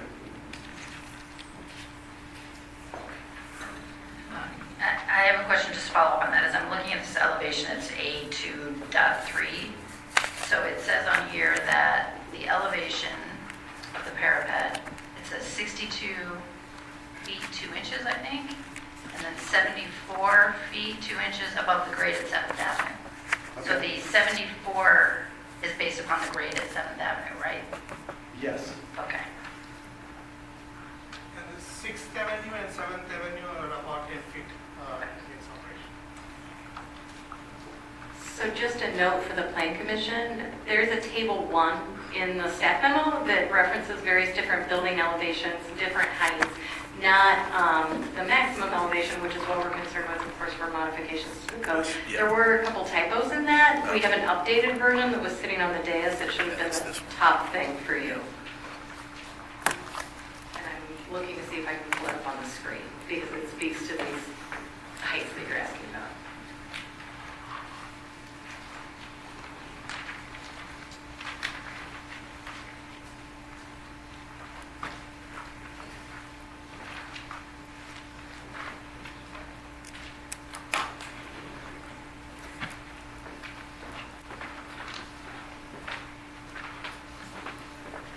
While we're looking for that, Commissioners, any other questions? Therese is also the current manager over at Jackson Square, and she wants to say a few words. Sure. Now's the time.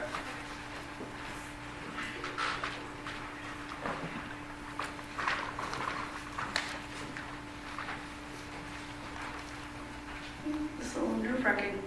I just want to share, I joined the ownership of the building almost 5 years ago. I run the day-to-day. I work with our clients, the storage clients, the our dealers that make it their home, and all of our guests. We brought it online, we've modernized it as much as we could, but cutting my teeth in property management and both building ownership, I've realized, even before COVID, the repairs on this building would have been very costly. When we tuck-pointed the front of our building, I think it was 2 years ago, the previous owners, and this is what I'm attesting to about the previous owners not doing as much maintenance as they could have. The parapet walls in the front were coming forward. Are they mantles above the windows? Whatever those things are called. Linens, that's it. They were all rotting out, so we had to replace all of those. That was a cost of almost $200,000, and that was just one side of the building. Inside the building, when the fire marshal came through, we spoke about we have no fire suppression. We do have obviously all the requirements of having exit lights and fire extinguishers and all that, but we've got one set of would you call that the egress, the stairwells? There's one egress when the standard should be 2.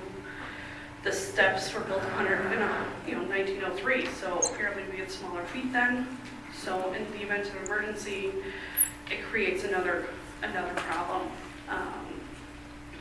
It's a great building. I love the building. I love the mall. I love everyone here. But at the end of the day, if something happens in that building, an emergency, it is going to be a problem. And that is probably what weighs on me the most. And when we sold the building to Dan and Caitlyn, we could have taken an offer from someone who was out of state, and we took it from a local person because we felt like, they obviously are invested in the Grange, and they would take care of the building, take care of whatever project was coming next. And as well, we're working together to move the mall because honestly, that's my thing that I love to do. But at the end of the day, I feel like as it currently stands, it's not the safest structure. So that's why I stand behind moving the mall and building this project. And I do live here in the Grange as well. I wasn't raised here, but I idolized it growing up. I'm from the south side, so that was the Grange. But can I answer anything? To follow up, many of the comments that residents wrote in had described the love of the building itself, but they also the love of what you've done to the shops in there. Mm-hmm. And I'm assuming you're looking for another space or thinking about it. Could you enlighten us? Yeah. We have reviewed several spaces. We haven't found a space in downtown LaGrange that fits our needs. I think our footprint is, we're 14,000 square feet currently between both levels. We're looking at a property on 55th Street. There's a couple in LaGrange Park. We want to stay local. I don't want to drive in traffic, so I'm also right there. But our goal is to keep it close. And I've had multiple conversations with the Village of LaGrange Park, and they're eager to invite us into their fold and make it a destination over there as well. If someone does have a building that they'd like to sell here in downtown LaGrange that is for a smoking hot deal, I'll even sell all your contents in it for you. But the cost of repairs in this is really high, and it's just getting higher each time. We had to replace the internet switch because again, we're in a concrete building, and that was a couple $1,000, and each bit of that, there's only so much money that we can generate right now per square foot. We tried expanding self-storage and just didn't happen. So we just know that I want everyone to know that this process of selling the building wasn't just whoever's got the best dollar. There was care brought into this. So Well, thank you very much. Okay, do we have the graphic we're looking for? No, unfortunately, I can't get that table to open. The file must have been corrupted, but you do have the hard copy there on the dice. Great. If I may, I got the answer that I was asking for about the 74 feet in the elevators. The other question I had asked, I just was curious, was there any consideration, especially if you're doing, say, potentially condos, is there a thought to smaller groupings of buildings, like sometimes you see in some kind of mini communities or not, or was it really just focusing on kind of one bigger structure?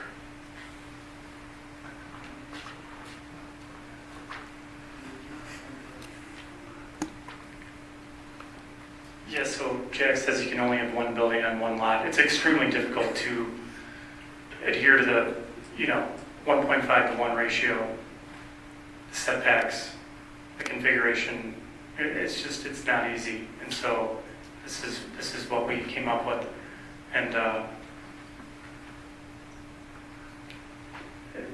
this is what we got.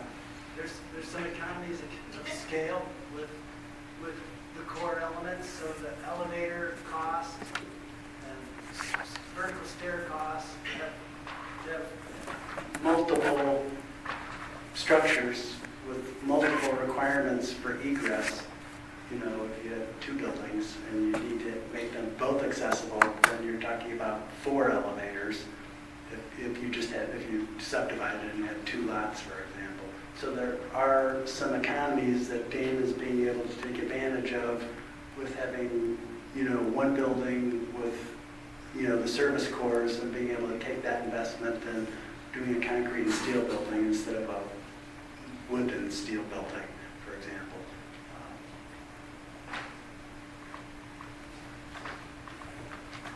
And then just one follow-up on the KLOA traffic report. I just think there might be a mistake in this, but we're putting out, unless this is not a mistake, in their summary, or one of the summary pages, they talked about, as proposed, the site is to be developed with a 2-story building that is to contain 39 units. I assume that's a typo?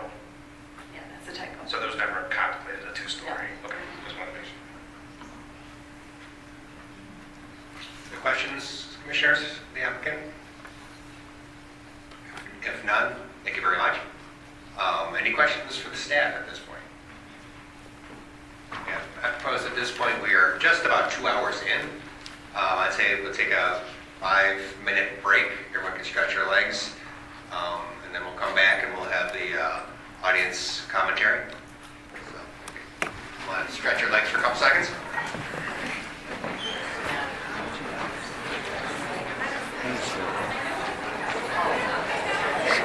Oh, the other way, yeah.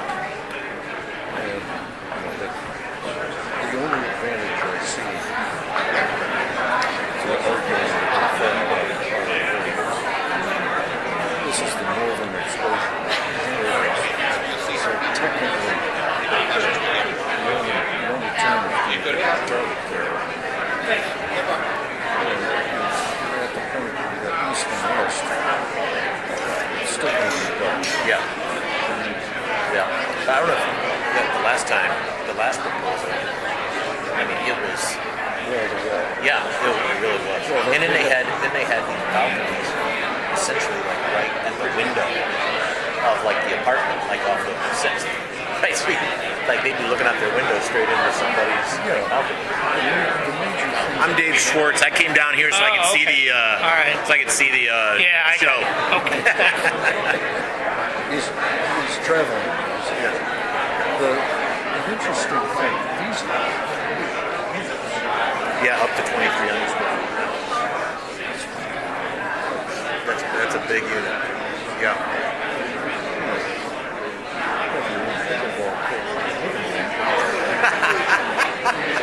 The fact remains that if they were worried about this setback, you could literally use that property into the facility and then have the exposure. Yeah, I think they were. I can't remember. He addressed like why they put it out. They set it out. Air. Yeah.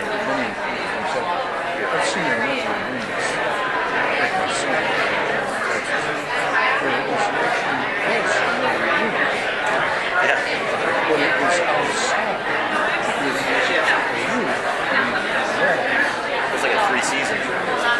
essentially, except that there was no window. And, that was nice because you could sit out there and it was raining. Yeah. And in the heat of summer in Texas. But I do like the way they Me too, they clearly heard all the feedback from the first go. Here to address every issue I recall. the thing that is the only Distinguishing feature up there. we just got soldier running over the top. Although I do like the insects. Yeah. Theoretically, you could come in here and put a something. Yeah. I could spend a lot of money on limestone. Yeah, you could have some gargoyles. Well, that wouldn't be the height problem. Yeah, right. Could it be under the elevator shaft? But, I mean, you could stick limestone there. Yeah, I don't know if it really, how much it improves the aesthetic or not. It's kind of speculative until you see it. But I do see that there's, the shadows.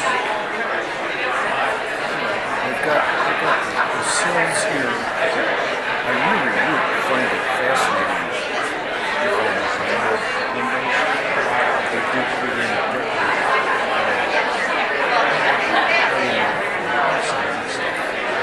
so different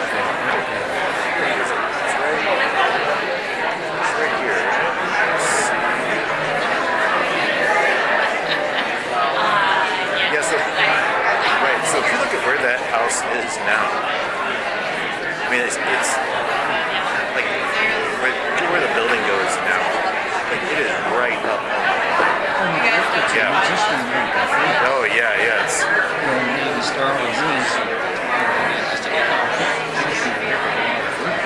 No. Are they going to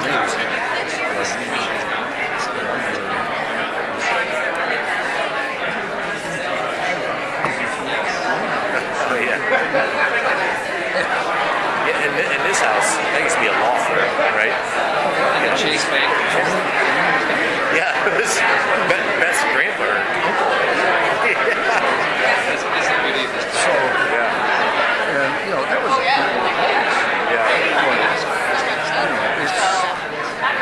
it's just. But yeah, I mean, it's a big apartment building.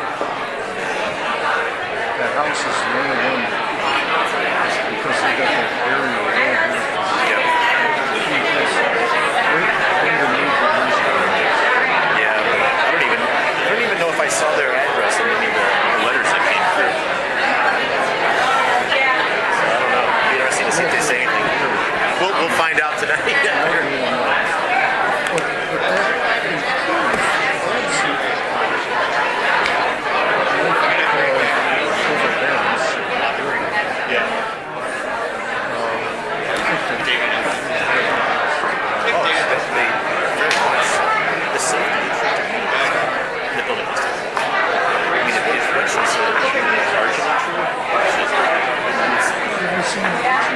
I've been in it numerous times, and I believe it.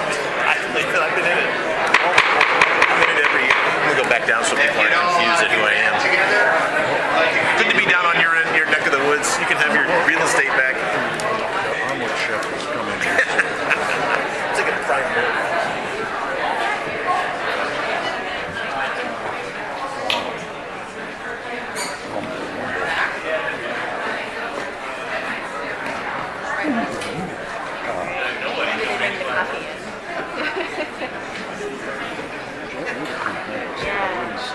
Yeah, that's true. So, whiskey is Okay, thanks for coming back. Okay, at this point, it's time for the residents or public to speak. And this is how this works in general with all our meetings. Some of you may be new to the meetings and some may be old hat to us. But anyways, when we signed up, everyone signed up to speak, and we're just gonna, I've got the sheets right here, we're just gonna take them in order. And there is 30 some odd people listed on this list. So in general, it's 9 o'clock right now. So when this happens, when we have a large audience, and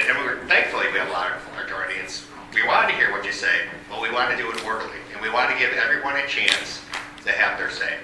So what we do to move that forward is we limit everyone to a 3-minute chance to give their comments. And generally, it's just your comments. You can ask questions, and at that point, staff will write down the questions and consolidate the questions. And at the end of the meeting, if we can give some answer to those questions, that'd be great. The other thing, since there are so many people, you have your say. There's no doubt. But if the person right in front of you says the exact same thing that you were about to say, there's no shame in saying, I agree with previous presenter, and I just want to state my opinion. So, okay, so if there's no further ado, I have the list right here. I'm not super good with names. I have a Randy Valenta, and what I'd like to do is, generally I'm going to read off 2 names. It is baseball season, so you'll have the batter and someone's on deck. So the person on deck is, oh boy, hold on. That's just going to Kenja Ozu. Close enough. Close enough? Okay, you're on deck. Okay. Mr. Valenta? Good evening, Randy Valenta, 19 South LaGrange. I own the 2-story building right there on LaGrange Road with the game store and the nail shop, and I do live above 24/7, so I'm a resident of downtown LaGrange as well.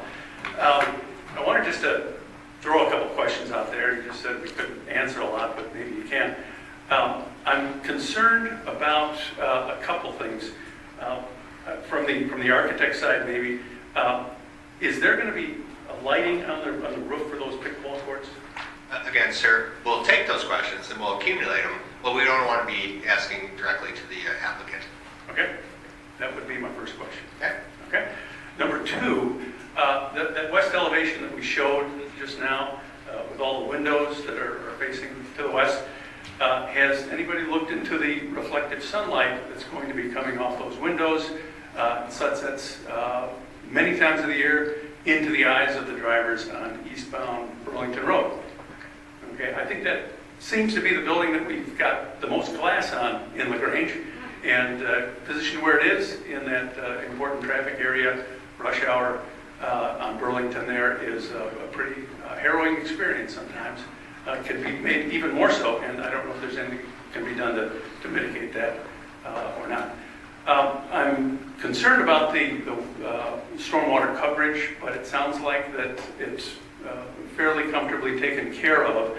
But in addition, are there any impacts to the ongoing construction projects we may have in that regard by this construction project? This isn't going to happen overnight, and we've had a lot of discussion at the village level about stormwater mitigation, specifically in the Ogden Avenue underpass, and I'm concerned that one or another project is going to be impacted, and I hope that's managed well. My final concern overall is in the number of variances or changes that the applicant is asking for in specifically the setbacks of the property. I believe that in a commercial setting, the setback of 0 is appropriate, but with the residential setbacks were put there for a reason. I think that the Planning Commission has to consider what those reasons were and why they were put there. I'm looking specifically at the 6th Avenue setback from the building. I believe the setbacks are measured from the curb and not from the sidewalk. On 6th Avenue, we have a parkway between the curb and the sidewalk, and then of course we have a sidewalk right there. The setback originally, or with the R8 designation, was supposed to be 44 feet, and they're requesting a setback of 15 feet. If you measure that from the curb, you've got about 6 feet of parkway and maybe another 3-4 feet of sidewalk, and all of a sudden the building's on top of the sidewalk. So I am not opposed to the development per se, but I'm opposed to all of the variations that you're allowing. Thank you. Okay. Well, thank you for your comments.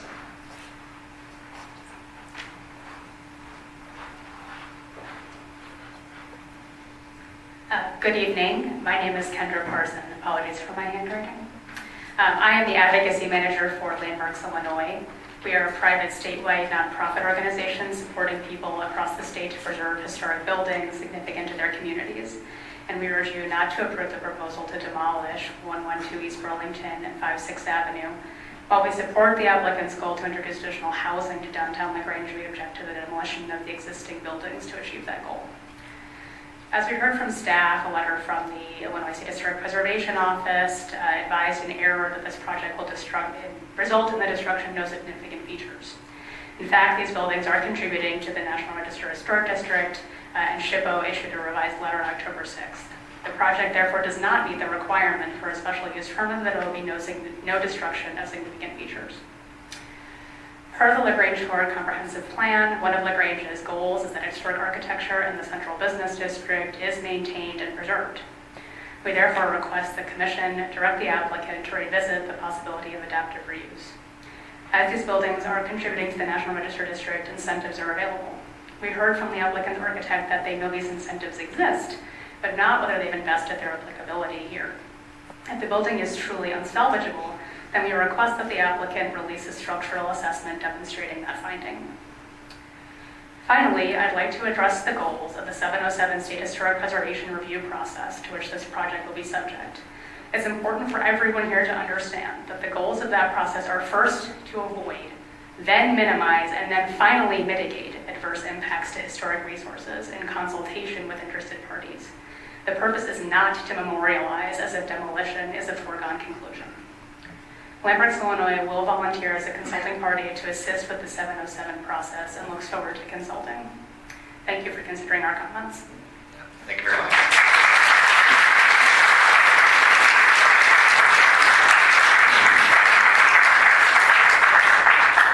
Before I announce the next two people, any applauding or rooting, that's really not the place here.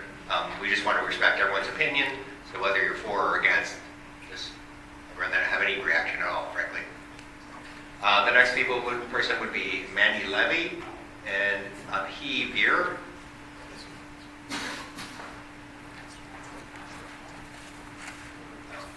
Hello, hi, thank you. I'm Mandy Levy, a proud LaGrange resident and also a vendor at the Jackson Square Antique Mall. And this will be completely emotional and reactive. I've prepared nothing, but I've learned so much sitting here today. And I can't with the cloud room and the pickleball court.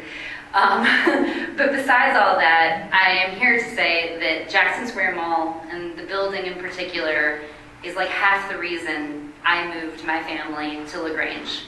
I grew up a few towns over in the very boring Burr Ridge, Illinois, and always saw LaGrange as a colorful, charismatic, charming, vintagey sort of town with beautiful old original structures, Jackson Square not least of all my favorite.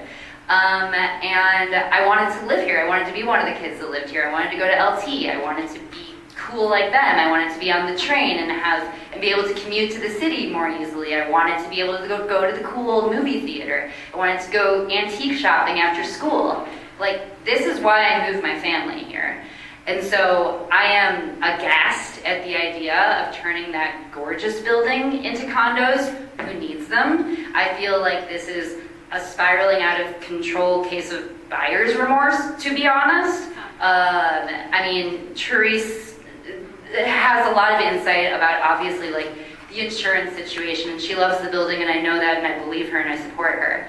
But it is a little bit of, if it's not broken, don't fix it, and you have a whole community of people who want to fix it, the parts that need to be fixed, but it does not need to be demolished. It's atrocious to think it should be demolished. And we can find another way to not make it, I think, Therese said, if we change the use, that's when insurance gets hard. Why do we have to change the use? All of the small businesses around here are disappearing right and left. Yeah. We absolutely need small business in LaGrange. That's what keeps it colorful. That's what keeps it interesting. It's a destination. People are coming in from the city for it. Like, let's keep it cool. The end.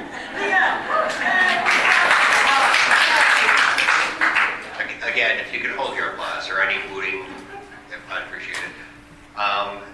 Obviously, you're part of the team. You're not going to, you're part of the team. You're not speaking. Okay. Barbara Jar and Ray Bishop.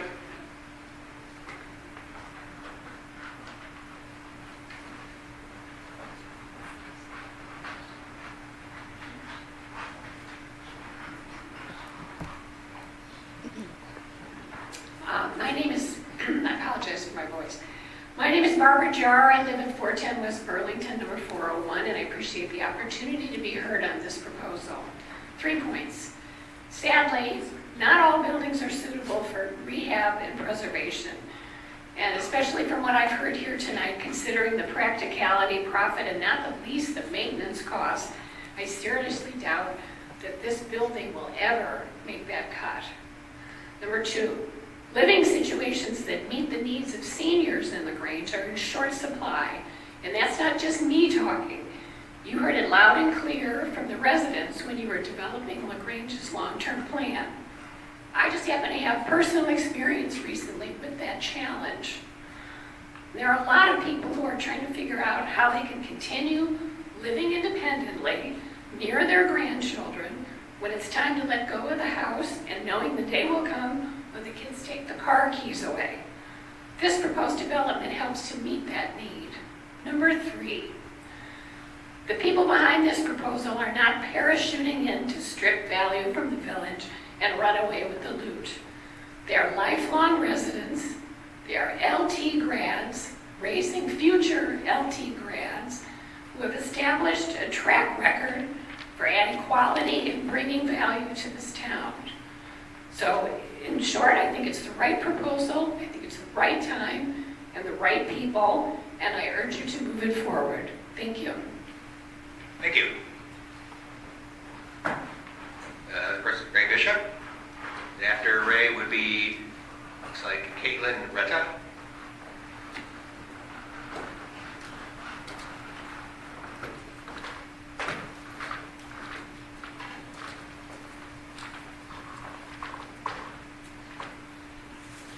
Yeah, my name is Ray Bishop, and I'm at 22 South 7th, just about less than 100 feet from the project.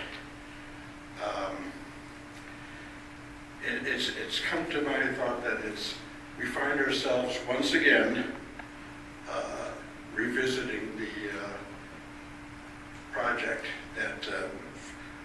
in what we're going to do with it. It was just a few years ago that a previous developer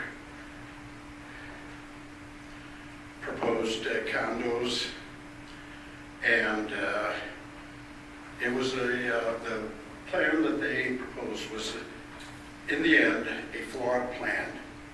It was a plan that was too dense, was out of character for the neighborhood, and ultimately it was rejected by the village. Now we're back here again, trying to see what we're going to do with this property.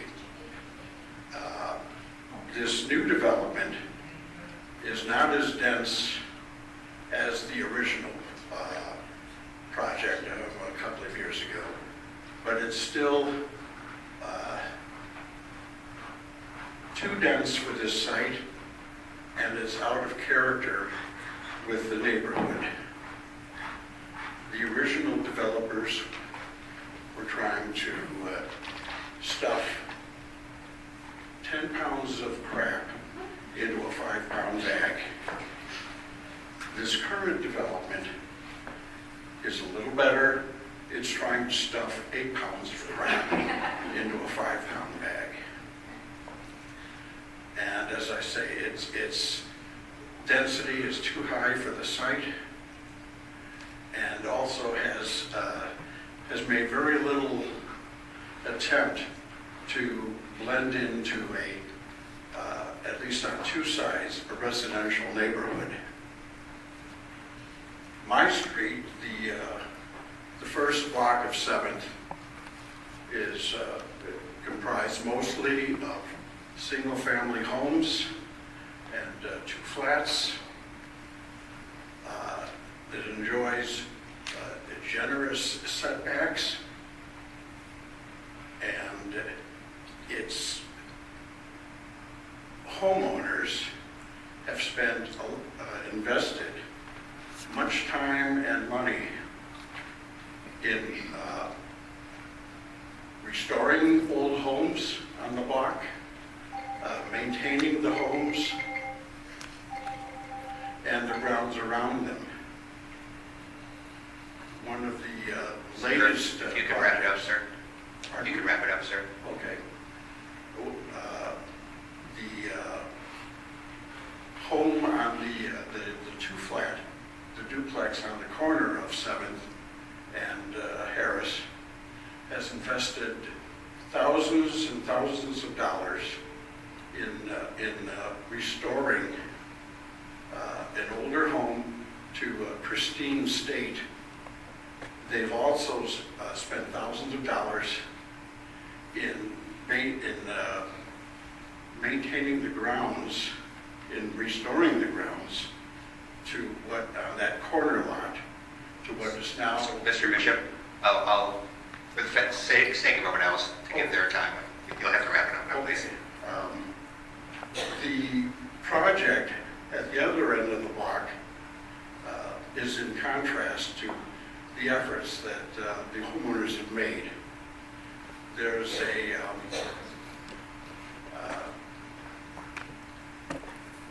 about a 6-foot setback from... Mr. Bishop, I'll have to cut you off at this point, please. Okay. Thank you for your comments. Okay. After Caitlyn, there would be sign C, Worder. Okay, Caitlyn Petta. I'm also a little bit disorganized and having an emotional response to this. I live at 11 6th Avenue, building directly adjacent to the development. A couple things I wanted to note. Our building is comprised of 9 units, first, second, third floor, A, B, C. I'm unit 2B, so I'm directly in the middle of the building. My only views are to the south and to the north. I don't really have a view on one side because there's a residential property next to me. My only view currently is looking out where this proposed development will be. So I'm curious about the impact to property values for the units, B units in our building in particular, because we're basically going to be shoeboxed in by this development. That's where I'm coming at as far as this moving forward.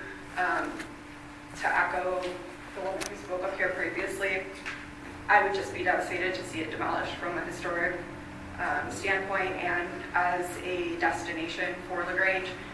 It's why I moved to LaGrange. The charm is why I moved here. Developments like the one that's proposed are why I didn't move to Oak Park, for example. The congestion, the parking, privacy. These are all concerns that I have. I will allow my neighbors who are much more articulate and less nervous to elaborate on those. But yeah, that's where I stand. So, thank you. And afterwards, it's Walter Sledson. I'll be speaking for him, and I've also got several... I'm sorry, you are? Jonathan Robinson. I'm sorry, sir. We're going in order. So, who are you speaking for? The man that's next up. I'm sorry, what? For the man that's next up. Basically. Oh, C. Wordman? Yes. Okay, that's fine. Thank you. I also have several other people I'm speaking for. So Okay, that sounds good. No, I'm sorry. Did you say you're taking their time? Yes. You only have 3 minutes, sir. You can have my time. No, there, one person, one time. That is completely inappropriate. That is not what this gentleman right here told me would happen, and that is completely unacceptable.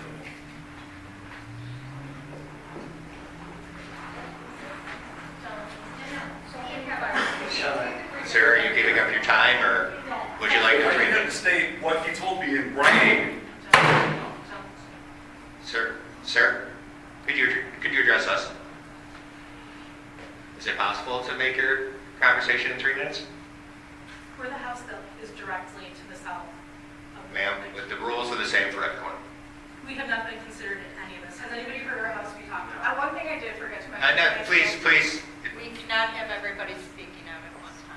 It's a one-person chance to I'm speak. specifically asking, Ben, your attorney told me. Sir, if you can address to me, I'll talk to them. Thank you. Please talk to them. As village attorney, what's your position on this? Yeah, so there was a questions that had come up about our rules and the time periods. We had shared the rules with Mr. Robinson ahead of time that talked about 3 minutes, except if the chair, with good cause, decided to extend the time. There was a follow-up question about prior years in situations where his understanding, he was informed by somebody that in the past there has been an attorney who had more time. We explained that each person has 3 minutes, that in the past there has been an attorney who's represented multiple people, and when that happens, that they're speaking for that each individual, so they would each get 3 minutes, and there are periods in which we've given that attorney more time because it's multiple people that they're representing. So that was the conversation that we had via email. You know, I just have to go with the list. I'll be honest. You know, it's fair for everyone. Everyone gets 3 minutes. Do you want me to come up and add everyone's 3 minutes? Because that's what's going to happen. And then I won't let you talk. Sir, it's 3 minutes for everyone. If they would like to talk, fine. Everyone's the same. We all get 3 minutes. If you would like to talk now, or Mr. C. Wordman wants to talk, that's fine. One of you, but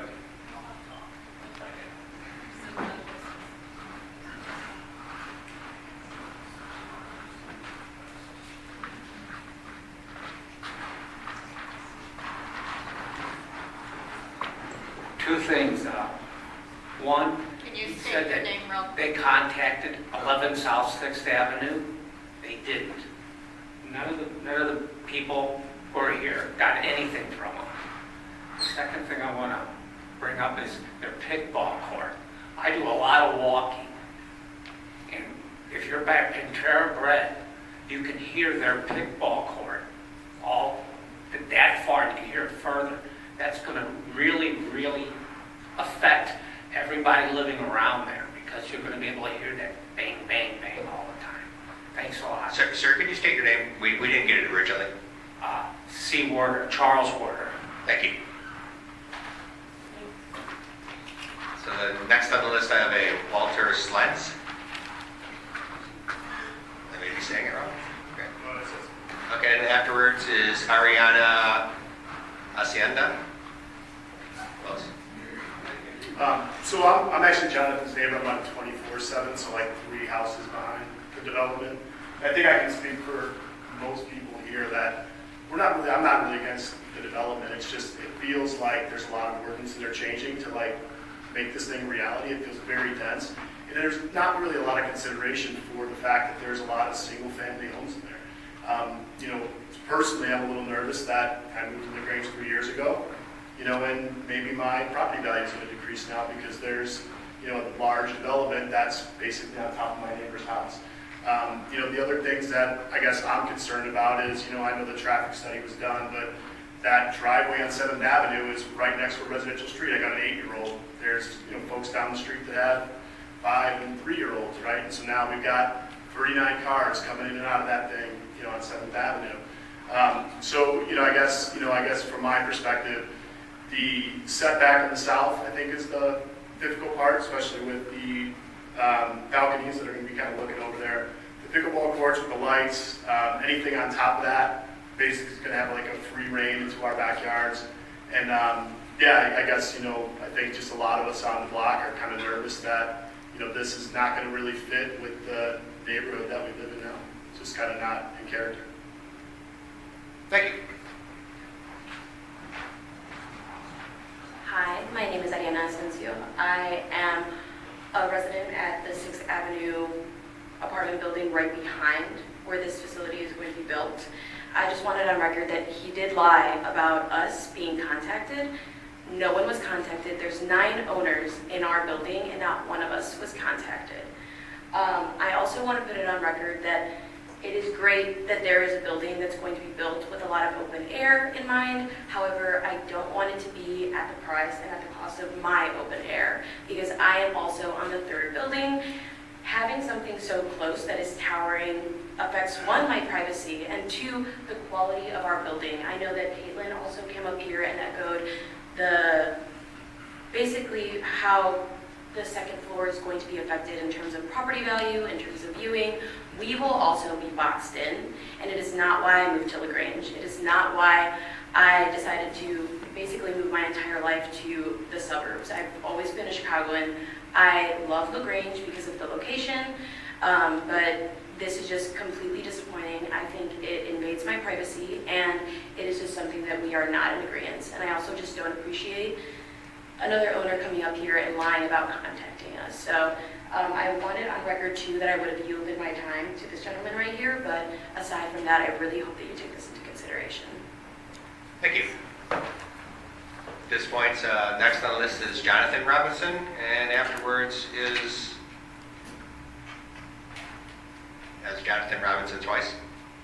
So is there one Jonathan Robinson on her?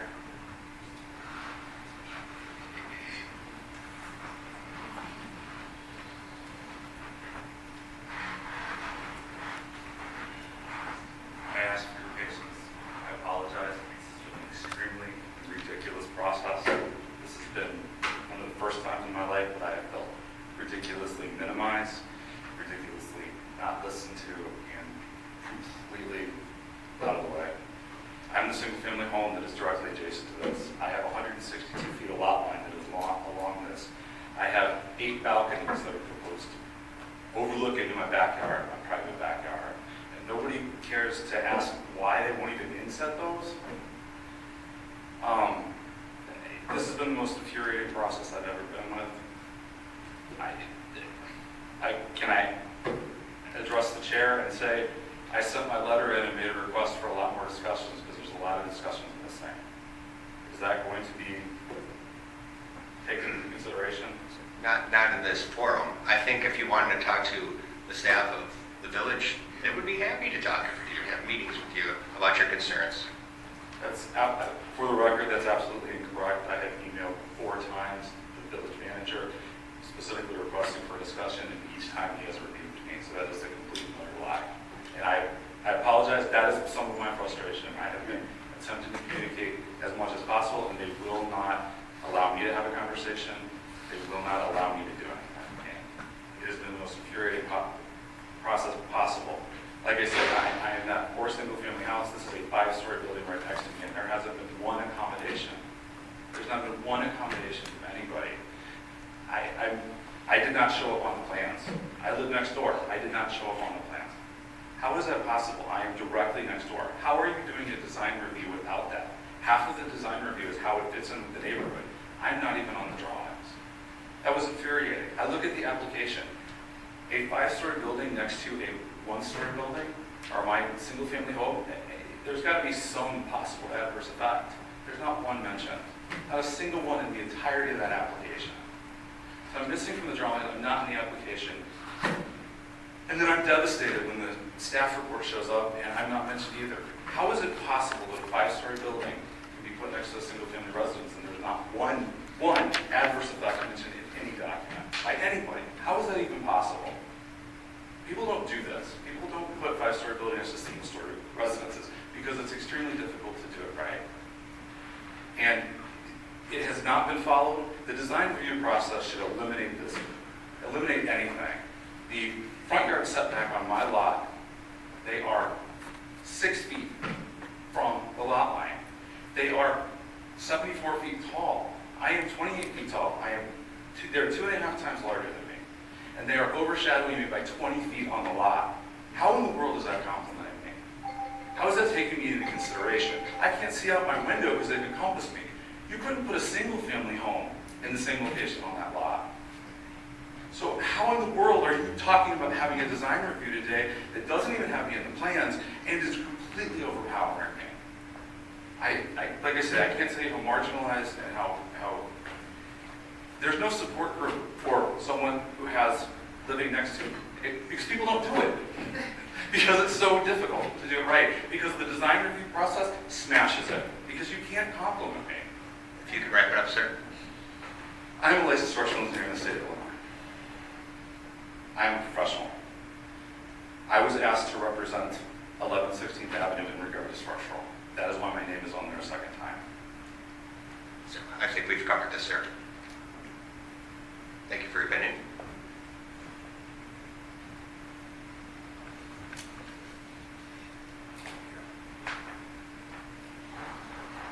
Kirsten Robertson? Robinson? Yep. And then there's Noel Robinson. He had to go home. Okay. My name is Kirsten Robinson, and I live in the single-family home directly to the south of the Jackson Square Mall building. I did not want to speak tonight, and I hate public speaking, and my intention was to just let my husband hit all the technical points because there are many, many, many of those, as well as the structural issues and underpinning issues that we have not even discussed. But mine is more of an emotional plea, and also to kind of give some clarity on what we have been going through since last November. When I read the staff memo on this, I was very surprised and kind of horrified to see that we weren't mentioned at all, we weren't defended, and it was also suggested that Mr. Spain acquire more land. And guess whose land that he decided to try to acquire? My property. It's horrifying that this is how it would go about, but Mr. Spain was at my doorstep 6 times from last November until July trying to buy my home, and he was not welcome any of those times. He did not mail letters, he came to my door directly. And in January, I told him to just stop, but that didn't work. So I'm shaking because this is how I felt since November, knowing that something is on the horizon. And if you care about residents, please think about all the balconies. They call them open rooms, terraces, but those are looking directly over my private yard. Those are what is, it turns my house into a stage. And with the setback, those balconies are only 11 feet off of our lot line. So, and there will be 8 of them directly there in my backyard, with another 4 that border my neighbors. They're at my neighbors. So there's a lot of eyes on my property so that they can have light and airy. So please consider the people who are already here. It's the 144-year-old house that has stood the test of time and is very, very loved. We're not against a new development per se, if that is what is right for the community. But it needs to be done with the community in mind. Mr. Spain, if Mr. Spain wants to leave his legacy, do something that the whole community can love, can appreciate. And this is just, I just feel sick, and I just want a thoughtful process. It doesn't have to be so big. It doesn't have to eclipse my house. It could be something that the whole town can be proud of if we can't keep the Jackson Square Mall building. Progress keeping the building doesn't impede progress. It impedes the degradation of our town to be something that we're not looking for. So please consider everyone when you do this. Thank you so much, and thank you for your time. Thank you. Next on the list is Tim Trumpeter and then John Pluto. Good evening. Tim Trumpeter, 318 South Ashland Avenue. Lived in Grange since 1983. I happen to be an architect, and I'm familiar with this building. I know the difficulty in trying to renovate it. But what worries me more is the first thing they're asking for is a text amendment on the zoning to increase the maximum height. That opens the door to every other R8 zone property to then go taller. That, I think, is a problem and shouldn't blanket the whole thing. If you want to consider approving it, maybe a variance. The next thing is the 8 to 10 variations that they're asking for, that they can't stay within the current zoning based on this design. That bothers me a lot. having seen a number of developments in LaGrange, every developer wants to stretch the boundary. The rules were put there as a guide, but you can't flaunt every one of them. That's a problem. I work within the zoning. In my career, I try to follow things as best I can, and every developer that comes in, zoning be damned. I hate it, and I don't trust any of them. So I would be very wary. Thank you.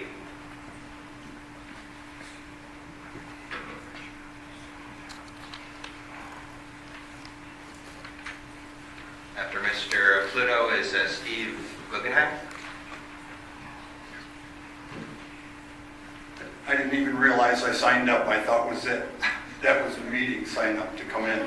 But You don't have to talk. oh, that's okay. Okay. I'd like to put a little zazz in there.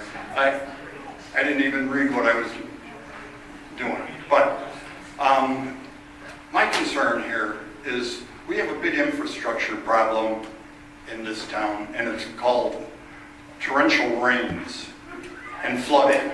Yes. Okay, we have 3 combined sewer overflows. There's one at Tilden Avenue, one at Cossett Avenue, and one at 47th and East Avenue. They have restrictors in those pipes that are 30 inches. The pipes coming in them are 60 to 54 inches. I'm not sure exactly of all the specs on that. But we have problems all the way up that Cossett Avenue sewer. And I believe that building would probably drain into the Cossett Avenue sewer. I'm not sure. But all the way from Sunset Avenue and Elm, that lady has flooding there because that sewer isn't big enough to take it from there at the beginning of the storm. So that means the people on the east side are going to be impacted because now we still have the area of drainage from this new project. Plus we have 39 kitchens and bathrooms. On a wet load, that could be disaster for somebody else either upstream or downstream. And I'm not sure. Have we done a comprehensive evaluation of our infrastructure of our sewers to handle this project? I think we're overbuilding right now because this project won't be done until 2034 when the reservoir gets put in over on the other side of the Stevenson, and they pull those 30-inch restrictors out of all of our combined sewer overflows. So I think we're overbuilding for the present time. Not saying that development, but I think the development is a little bit too dense for that area, and that's my opinion. Thank you.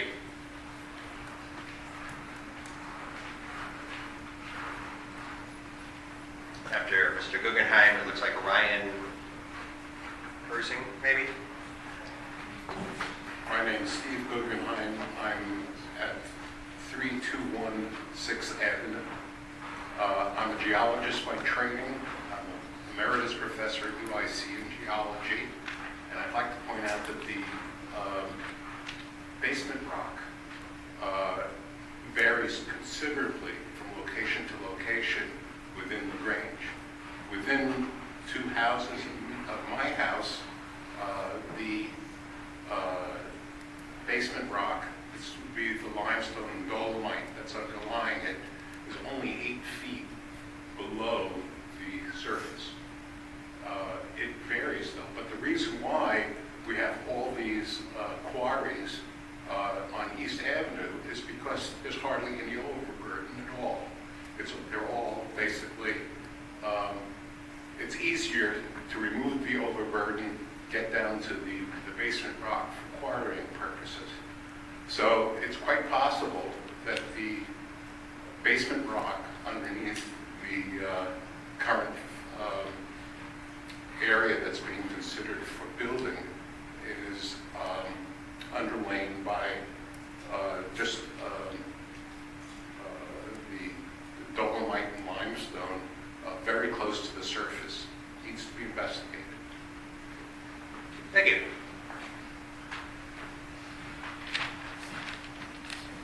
And after Ryan would be Murrah Kelly.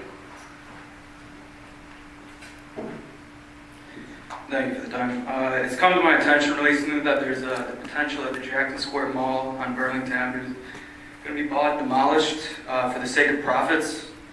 I'd be remiss to not display my stark opposition against that possibility. The town of LaGrange was founded 146 years ago in 1879. Less than 25 years later, that building was standing there. I personally believe the people who live in this town have a moral obligation to stand for the history we have here and show how important it is to the generations before us and the generations to come afterwards.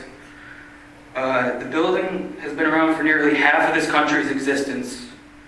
And the more we reject our past, the more bleak our future becomes. And I don't think the destruction of that is going to be a positive impact on this place. With all due respect, we don't need to diminish what this town was or what this town is. And it's up to all of us to decide what this town is to become. I just hope if you take anything away from this speech is that we choose as a populace to stand for the history of this town, because personally, I don't know who I'd be without it. I have pride in being from here, and I don't see that ever changing. But that is why we must protect the Grange from the people who are only looking to tear down the foundation that this town is built on, just to make an apartment as cheap as possible and sell rent for as much as they can. This is not the place for that. And I know it's not something easy to renovate, but I want to remind everybody that if we don't sacrifice for what we want becomes the sacrifice. I hope you understand where I'm coming from. Thank you for your time. Thank you. After Laura Kelly, there is Sean Gullivan. Are either persons here? I'm right here, Sean Gullivan. Come on up.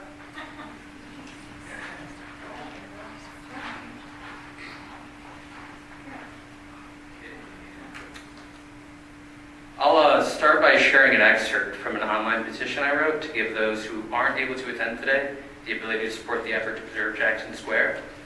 It reads, "Considering the fact our historic homes and buildings are a hallmark of our village's appeal, we urge the board to decline this proposal. In addition to hoping to preserve the historic beauty of LaGrange, we consider the antique mall itself to be a staple of the community. 70-plus vendors conduct their business through Jackson Square. Countless members of the community, from LT students to retirees, visit the mall on a regular basis. To lose the mall would be to lose yet another local attraction that benefits the community. There's nothing like spending a day in downtown LaGrange by catching a movie at the theater, heading down to Jackson Square to get lost in its overwhelming supply of treasures, and topping it all off with Tate's ice cream cone. It's part of the LaGrange experience. For generations, commuters on our BNSF Metro have been graced with the sight of this building, and in many ways it's synonymous with our village's image. For residents traveling westbound from Chicago, you see Jackson Square, and you know you're home." This was posted at around 6 p.m. yesterday and has already 800 people signed on. When Franklin D. Cosset established the Grange in 1879, he had a vision for a certain quality of life. When I was a child, I walked to and from school every day, admiring the trees that blanketed my neighborhood, watching them change throughout the year and how they beautifully framed the structures of my town, only to one day find out that Cosset once said he intended LaGrange to appear as if it were carved from a forest rather than built on top of prairie. And over 130 years later, 9-year-old me is walking around admiring the trees. An idea from over a century ago had a profound impact on my life. That's how powerful a vision can be. The historic features of LaGrange inspired my appreciation of architecture and design that enriches the living experience. My time spent at Jackson Square inspired my curiosity of the past. And after reaping the benefits of living in a place where its founder had a vision, I consider it our duty to preserve each and every one of those qualities for generations to come. I do not believe that Dan Spain has a vision for my community. It's impossible to express to the board just how much this means to the community. When spreading the word about this proposal, I wasn't surprised by the outpour of grief expressed at just the thought of losing it. We don't see this proposal as a gain for our village. We don't see a vision that prioritizes the collective good of our residents. We see greed. I don't care whether or not the State Historical Registry Board deems this place historically significant. It is massively significant to us, people who live here. And to wrap up, I'll reiterate that for every kid from LaGrange who took the train with their friends to explore the city, every commuter coming home from a long day of work or school, when you saw Jackson Square, you knew that you were home, and I cannot for the life of me imagine Dan Spain's rooftop pickleball court having that same effect on a person. Thank you.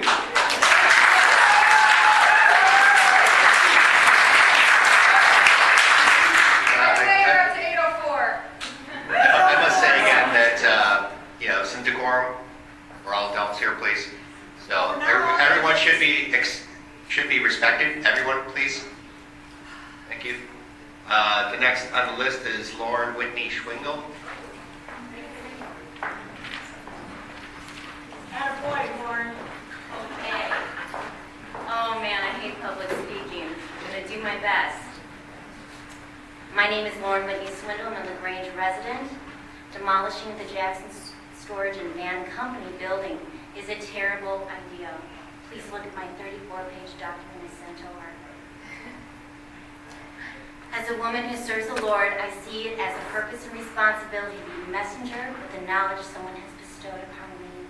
I'm an architectural photographer that has worked for Henry Blessing, preservationist, historians, builders to preserve and repurpose historic buildings that still serve a purpose, and a rule I follow: never tear the person down intentionally, but tear the ideas completely, to cultivate success and solutions. As we are all just messengers and guardians of the past, we cannot take a brief case salute when we perish. We are here to serve a purpose for future generations. This building is a gem that has conquered those battles, and now it is our turn to preserve the purpose. To destroy is foolish to a historic community. It would be contradicting at every single level that makes LaGrange LaGrange. Jackson Storage and Van Company was built in 1903. Then it was updated in 1924. It is an Art Deco Egyptian Middle Eastern revival built by George K. Kingsley, who is a famous and respected architect who pioneered concepts and styles with the help of the Art Moderne movement from Parisian designers and Elgin watchmakers, which is why we have Art Deco in the U.S. This building set a standard for Art Deco, setting a standard for LaGrange too. Think, the original owners and builders of your homes were in LaGrange, stored their belongings in the building. Oh, I'm sorry, I'm totally messed up. I'm very emotional. I'm going to do that again because this is very important.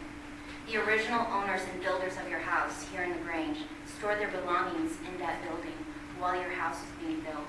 To demolish and not protect the very beginnings of LaGrange is not the community we have all invested in.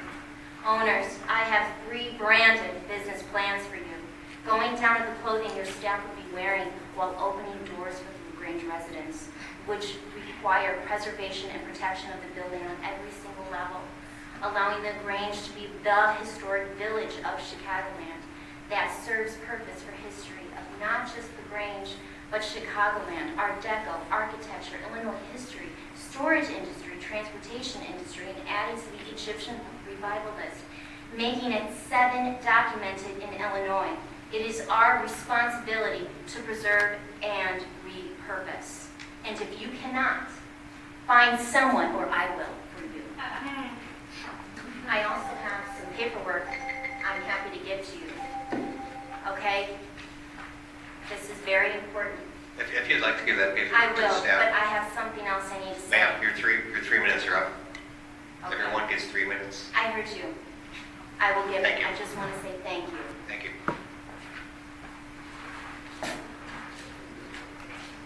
Next on the list is Maura McCahill, and afterwards, Mar Villos. It's Maura. Yep, thank Maura. you. Thank you. No one's mentioned the influx of students on District 102 yet. And in April, District 102 passed an $82 million referendum. And one of the first lines that it stated in quotes is to address the overcrowded classrooms, specifically at Cosset School. These units are not, as much as he wants to retrofit it to fit into the community development plan, these are not marketed towards retirees. We all know that. These condos are 2 plus 2.5 plus a den bedroom, 15 of those. There's 8 3-bedroom plus 2.5 bath. Then there's 16 3-bedroom, 2.5 bath plus a den.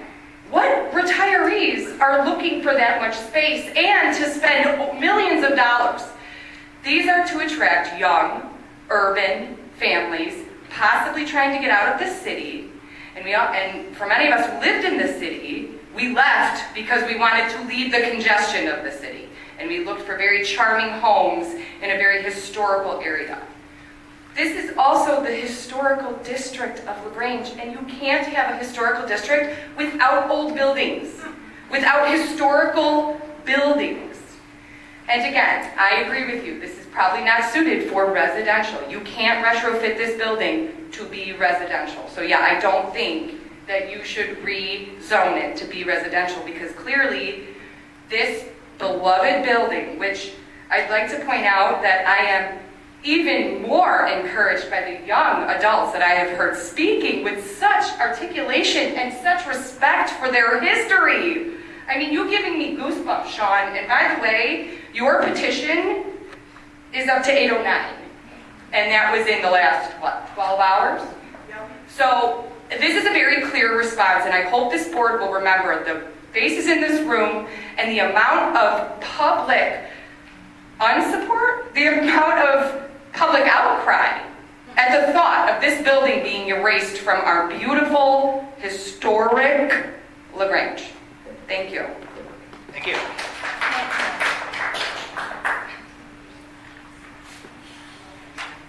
The next name was, it's like Mara. Marion. Marion? Yeah. Oh, Mayor. Who else? Okay. I don't know. You got a scared look on your face. Don't be scared. Hi, I want to say hello to everybody.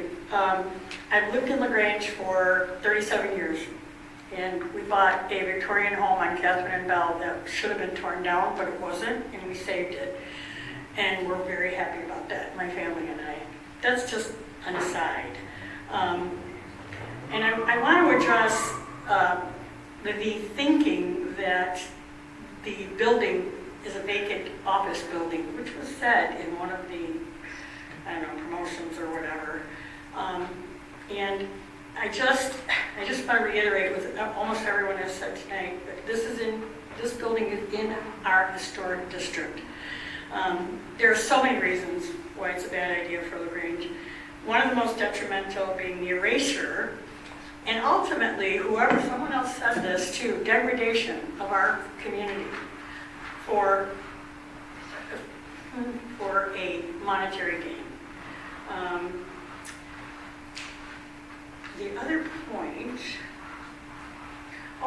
point I wanted to make is right now in LaGrange there are 10 condos up for sale on Realtor.com. We're not full up yet. Lots of houses for sale as well. I am a senior citizen. I could not afford a $500,000 condo. I just couldn't do it. I had to stay in my house, which I love, and just spent $10,000, 2 blocks from Jackson Mall, to paint it. So there you go.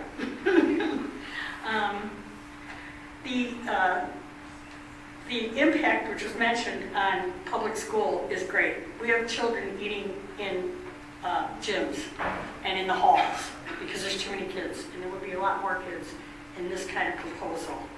I want to get my space here. To the members of the board, I'm going to keep it short. I just hope that this decision, when you are making this decision, you keep in mind, if you want this to be your legacy to LaGrange, of tearing this building down, I think you would want a more noble legacy. And in the song Joni Mitchell wrote, you don't know what you got till it's gone. Paving paradise and put up a parking lot is exactly what we're doing. And I am declining to say I feel like it's a wonderful life, and we're in the presence of the Potters. I'm done. Thank you.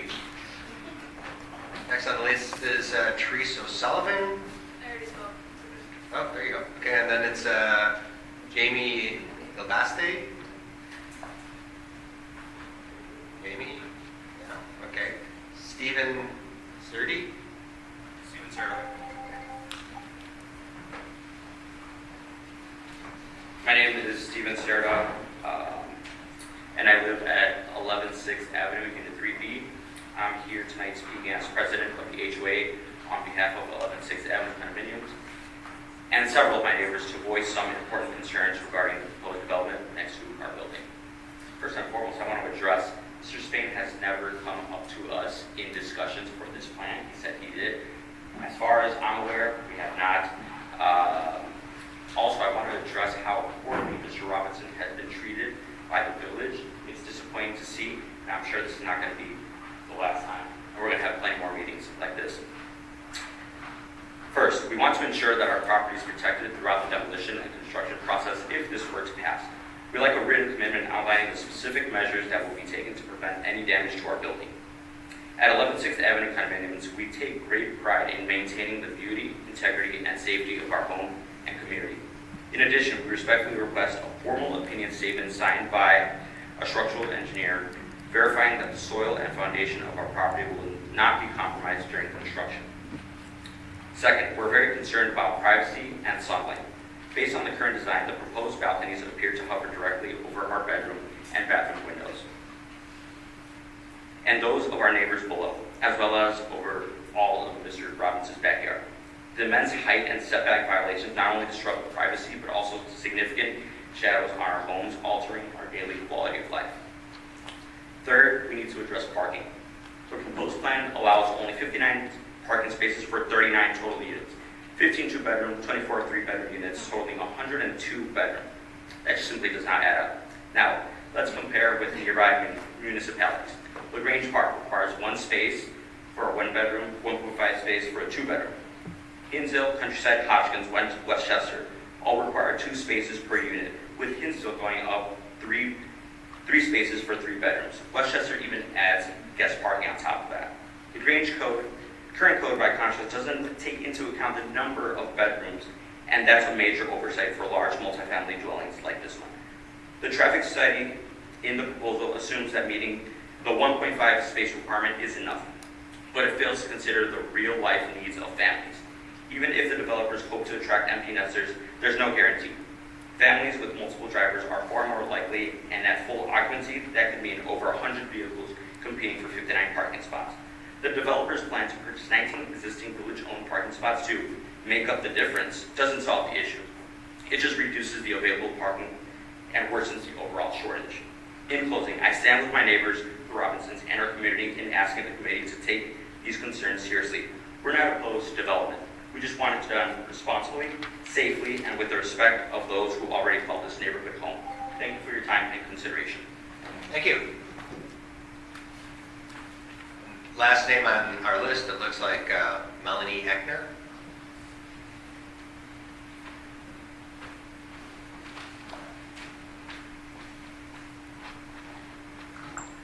Thank you for taking our comments. My name is Melanie Eckner, and I live at 712 Bell Avenue. I moved back to LaGrange in 2021 because I found a historic home here that I was very interested in preserving. And part of what attracted me to the community is the fact that more so than many of the other western suburbs, there is a genuine and just exceptional commitment among people who live here to preserve the homes that many other people are tearing down now. And I think it's really important. I do appreciate that there was some work done on the possibility of saving Jackson Square, but I think that it deserves additional attention. And I think you had Landmarks Illinois was offering assistance. I was living for many years overseas and also in Uptown, where I was involved in historic preservation efforts. And in Uptown, we had a building that was our community center that we were told was, not to be saved, and it was structurally too difficult and too expensive. But when proper studies were done, we were able to save that building, and it reopened. And I invite everybody to go up there and see it. It's Clarendon Park. And it brought really good minds, and we probably in LaGrange are going to need a lot of people working on that. And it sounds like the architect has experience of that. There was just an investment of $200,000 in the facade of this building. I don't understand why the go-to thing would be to tear it down and to create something that could go very well on another empty surface parking lot in LaGrange, but maybe this isn't the spot for that development. So I just wanted to register my concern about that. Thank you. Thank you.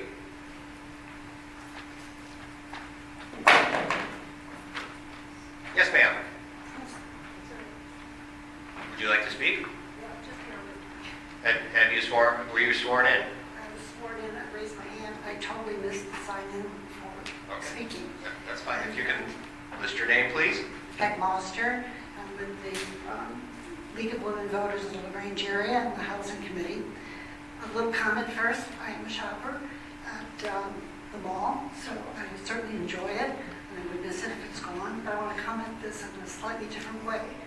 During the presentation that Mr. Spain made tonight, he referenced the comprehensive plan that we just passed recently, and I was very pleased by that, except that I think in reading over the chapter that he referenced, which was chapter 3, one of the key things that he missed had to do with affordability.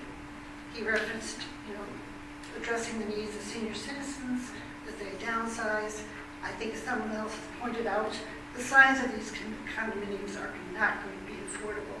And then when he was asked the question as to whether he did, I think by one of the board members, he was asked whether he had considered, affordable housing. He gave a very clear no.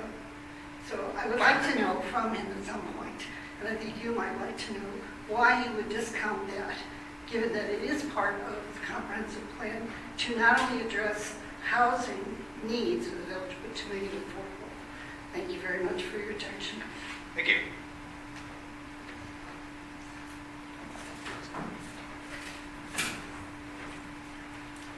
Sir, would you like to speak? Yes, I was sworn in. You were sworn in? Okay. Please, go ahead.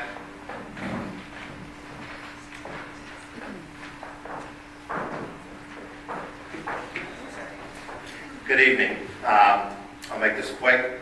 I feel somewhat of an outsider. I am not a LaGrange resident. Can you state your name? Andreas Michael Morgan. I'm here to speak on the behalf of architectural preservation. I'm a lifelong Chicago resident. I've been a homeowner in the Pullman National Historic Park and Pullman National Historic Landmark District in Chicago. The first structure was built in 1880. My row house is 145 years old.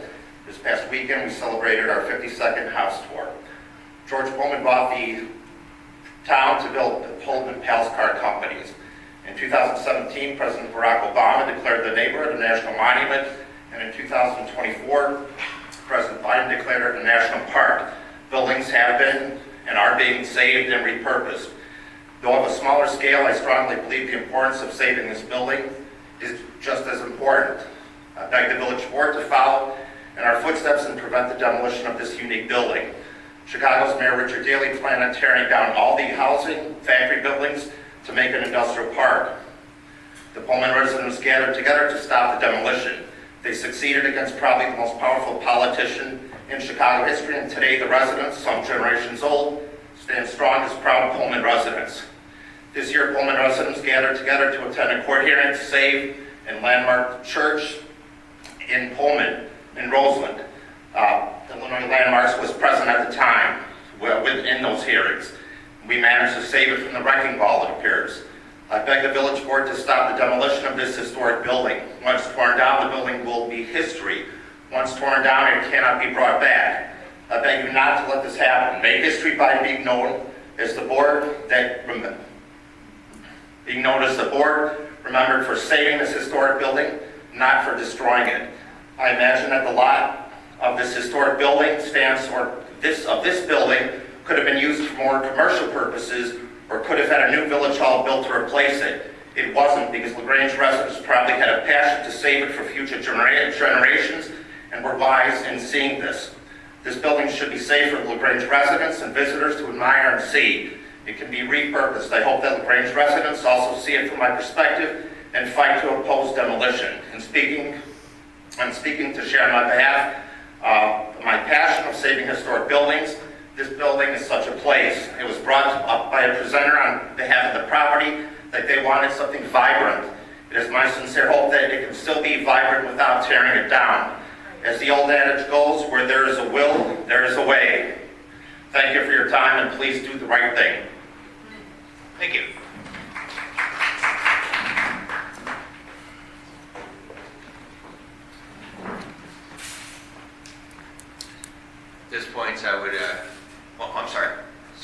speak? Yes, please. And were you sworn in?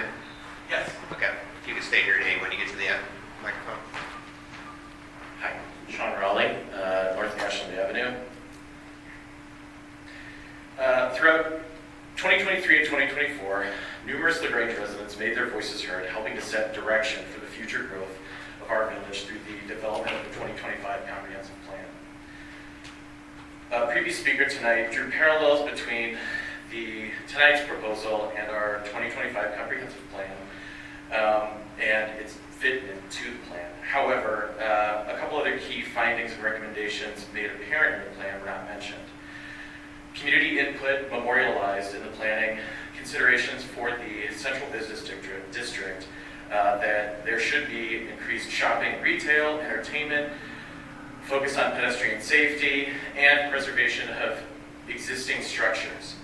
Given the village is well known for its historic character, gifted to us through the foresight and the diligence of previous generations, and the hard work of our current community, it should come to no surprise that many of us tonight have made it clear that the village should protect and enhance our historical buildings, ensuring these irreplaceable assets are not gone forever. Tonight's proposal does not align with our vision.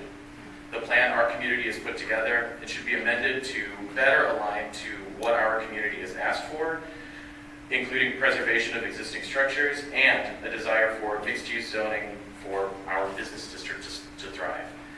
I also had just a couple questions that I would love to submit. We've had a lot of verbal assurance that the existing structure cannot be saved, but I would be curious to know what sort of comprehensive documentation exists that has been submitted that states that the building is in such a state that it may not be reused for any purpose. I would also love to understand the qualifications and experience of the professionals associated with this proposal and the experience that they have in historical preservation and rehabilitation. What qualifications do the consulting parties have in order to give these recommendations?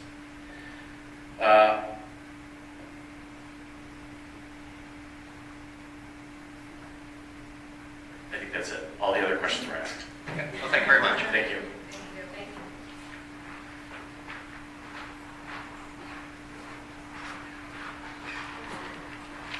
Oh, ma'am? I was sworn in. I kind of agree If you could, with everything everybody's. If you could give your name, please. Catherine Paget, I live at 137 North Kensington Avenue in LaGrange. And it's a historic building that I live in. I just wanted to say that there's some things about what everybody has talked about that I agree with and a lot that I disagree with. I am in opposition to the proposed demolition of the historic building, the Jackson Square Mall building. The structure is more than just bricks and mortar. It's a tangible piece of our town's heritage, and erasing it means erasing a chapter of our shared story. And I think some people really eloquently said that. But I also understand the need for development and housing. So on the toss side of that coin, I get that we may not be able to do that.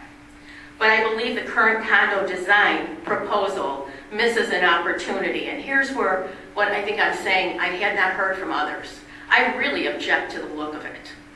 I think it is so ordinary. And we have, if we do this, this is our opportunity as a community to be extraordinary. Because we have something extraordinary there now, and we shouldn't settle for anything less. It's visually out of step with the character of our community, and it lacks the architectural integrity that makes LaGrange special.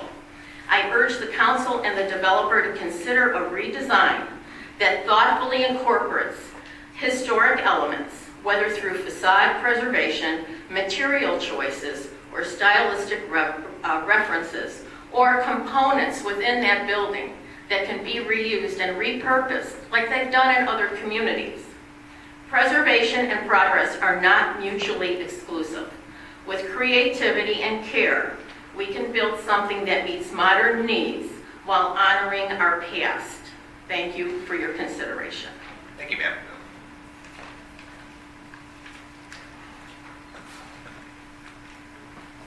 If there are no more comments, I'd like to turn to staff for a second.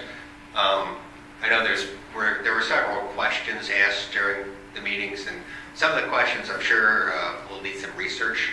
Are there any questions that were kind of quick hitters that could clear up the record? I think there are a few that the applicant may be able to somewhat easily address. Mr. Spain, would you like to comment on the answers? Either from Mr. Spain or from the architect. If there's lighting for the proposed pickleball court, whether the reflectivity of the west-facing windows has been evaluated. I can speak to any impacts related to ongoing or planned village projects from the construction of this project. The only upcoming village project that will need to be coordinated potentially with the construction of this project would be resurfacing improvements of Burlington Avenue that will be happening in the next few years. So depending on the timing of this project, there may be some coordination needed there. No coordination would be needed with any of the village planned stormwater infrastructure improvements. If you repeat the couple questions for the architect. Yeah, I guess the first question that I recall was the reflection, and I don't want to minimize that. That's a significant item. I would say that on the west, if we looked at the elevation, a significant amount of glass is in the recessed balconies. And so those overhangs might mitigate a lot of the reflections, just because the balconies are 9.5 feet deep.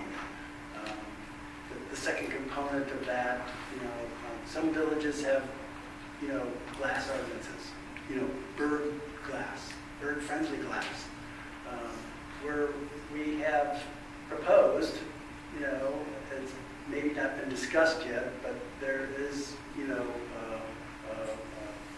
a primary glass for the window that's at face height, and the lower transoms are a more obscure glass. And that's very subtly observed on the rendering, but some portion of the glass in the lower portion of the floors is obscured. So I think the balconies being recessed and the obscured glass on the lower transoms might mitigate some of the reflection. I don't know how to do a reflection analysis. Maybe that's an. We wanted your best call. That's fine. The other question? Lighting? Lighting for the pickleball court on the rooftop? The pickleball court, we discussed the sound conditions relative to the noise ordinance, and I think Dan has agreed to mitigate that, and I think that's an issue relative to the timing of when these courts would be open. Dan can probably talk about the timing of that. I don't know if that's an HOA decision or if you can. I can just add as well that there was a photometric plan submitted with the project that included lighting levels at the property lines. And there are a couple points at which the lighting exceeds the maximum allowed, but those are toward the Becknell property and the accessible ramp entrance to the property at Burlington Avenue, not along the south property line. Okay, great. Is there any other questions that could be fielded tonight?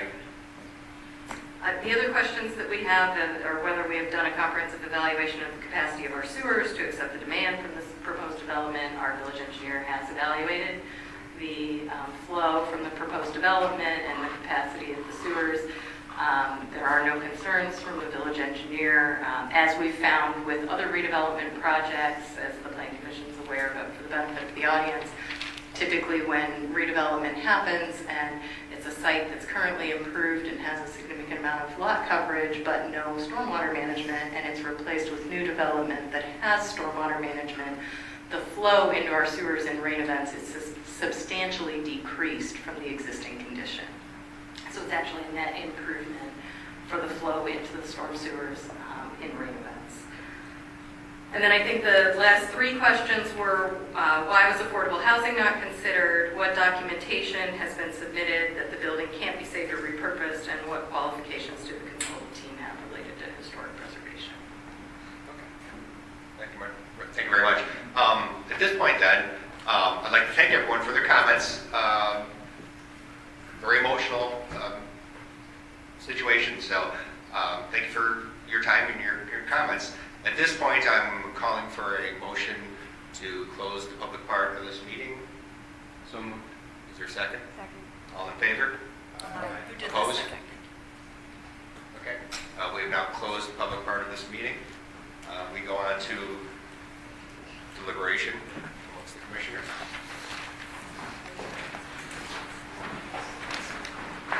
Let's give them a second to depart if they'd like to. The public comment period is over, but just to clarify, you are all welcome to stay. You don't have to leave. You're welcome to leave if you want, but you don't have to.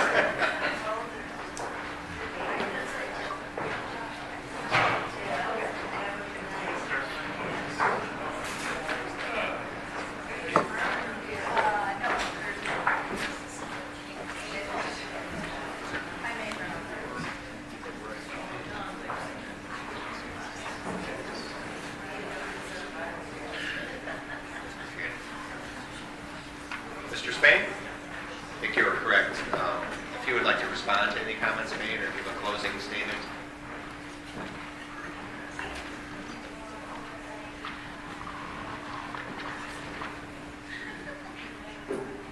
So a couple responses. So I did have a couple conversations with Mary McDonald, who lives in the condo building next door, right after we originally purchased it. And so what I said was that we were going to be going through the process. At that point in time, I did not know. I did not go to and talk to Mary about these specific plans. I thought it was inappropriate to go over to the neighboring property when there's something that, this is the due process. You go in front of the planning commission, you tell everyone. We did letters. We sent them out to all the neighboring properties, said, hey, take a look. And this is part of the process. I didn't get a letter. We didn't get a letter. I took letters. Excuse me. The public portion is closed now. Mr. Spain has the floor, please. I'm not lying. What I'm saying is that the Village of LaGrange goes through a process whenever this happens. There's, to my knowledge, the Village of LaGrange sent out letters stating that this was going to be happening on this night. And all these materials were sent and publicly available on the Village of LaGrange website. At the time that I had those conversations, at the beginning of this, I did not know what we were going to do. This takes some time. I thought it was most appropriate to go through this process through the Village of LaGrange. Period. Regarding what's available in the current market. So I'm a licensed real estate broker. Currently, as of October 13th at 1:50, unless something else came on, there's seven condos that are available in LaGrange. They range one is at 141 North LaGrange Road. My aunt and grandparents have lived there for the past 40 years. It's a one bedroom, one bath. It's priced at $189,900. 28 South 6th Avenue, $199,000. 75 East Harris Avenue, Unit 1E, $209,000. It's a one bedroom, one bath. Another unit in 141 North LaGrange Road, Unit 905, $219,900. And so you go on 234-9 at 27 South Wyola, $293,000 at 75 South 6th Avenue, Unit 102. And then there's 17 South Madison Avenue. It's a two bedroom, two bath at $425,000. So as of a couple days ago, and I could have made an error, I'll double check, but there are no units above $425,000. And so affordable is a relative term, but for where we're at, I feel like all these units are affordable. And these units that I'm proposing, if they are condos, are higher end, and they will be higher end. I don't have the data in front of me. Some people mentioned that our schools are going to be overloaded in D102.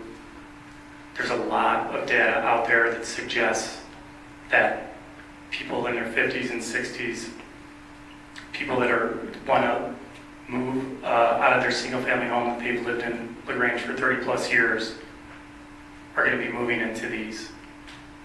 And so that will open up the housing inventory. I am sticking, and it's legit. There is a housing crisis. And so, relatively speaking, for the village of LaGrange. And so, I hear every single person that commented. We will continue to communicate. I took down the names, and we will be in touch with the Illinois Landmarks and with a couple of the LaGrange Historical Society. Happy to have continued conversations. Happy to have, now that this is out and there's continued conversations. But to have it with people prior to this meeting, and in my professional opinion, is not the way to go about it. And here we are. Thanks again. Thank you. At this point, commissioners, our chance to discuss, and if we have additional questions for staff, discuss it. Need to know what your major concerns are.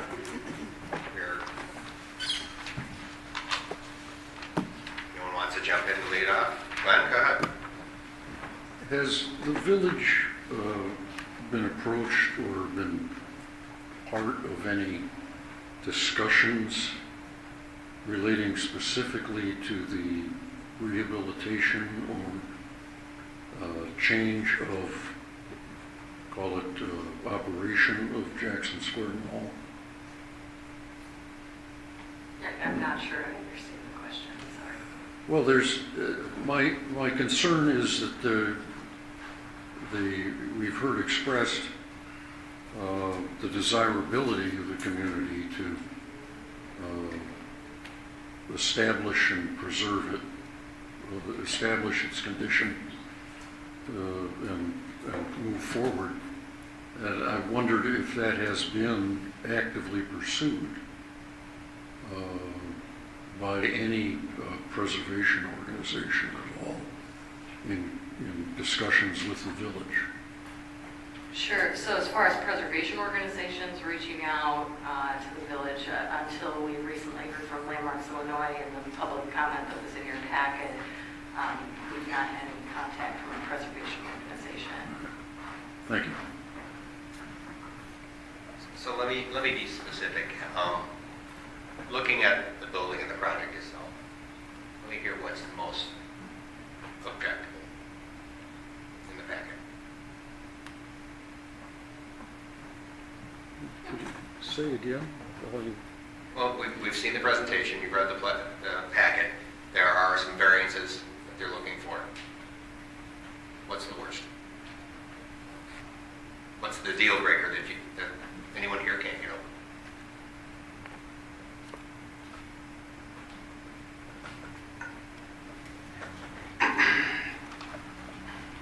Sure. Let me start with the set of materials is impressive. I think this has been a very good presentation, especially when you compare it to last year's.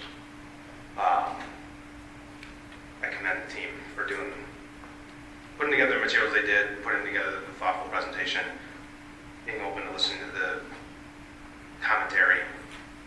I think this Spain should be commended for the investment they put into this village, especially with the Elm and now the Airbnbs. To shift to your question, I think what Mr. Trumper had said resonated with me, and it was a lot of the notes that I had taken. I understand the comprehensive plan talks about increased density, but this feels like we're going 0 to 60 in 2 seconds. All of the requests to change the code,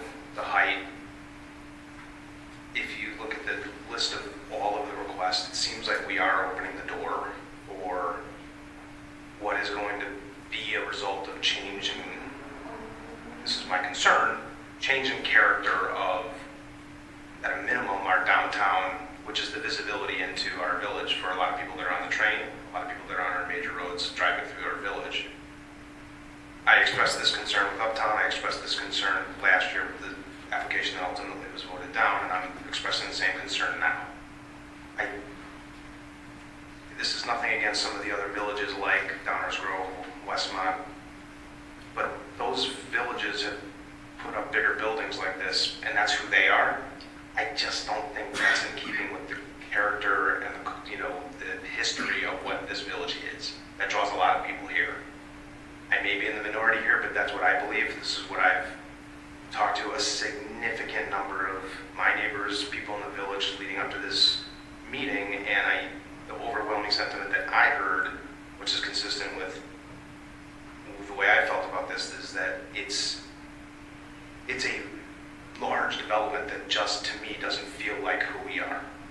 And I understand the comprehensive plan talks about higher density, but to me that's not at the expense of the character of the village, the look and feel of what people think about when they come to LaGrange. Front porches, very heavily front lawn, family-oriented.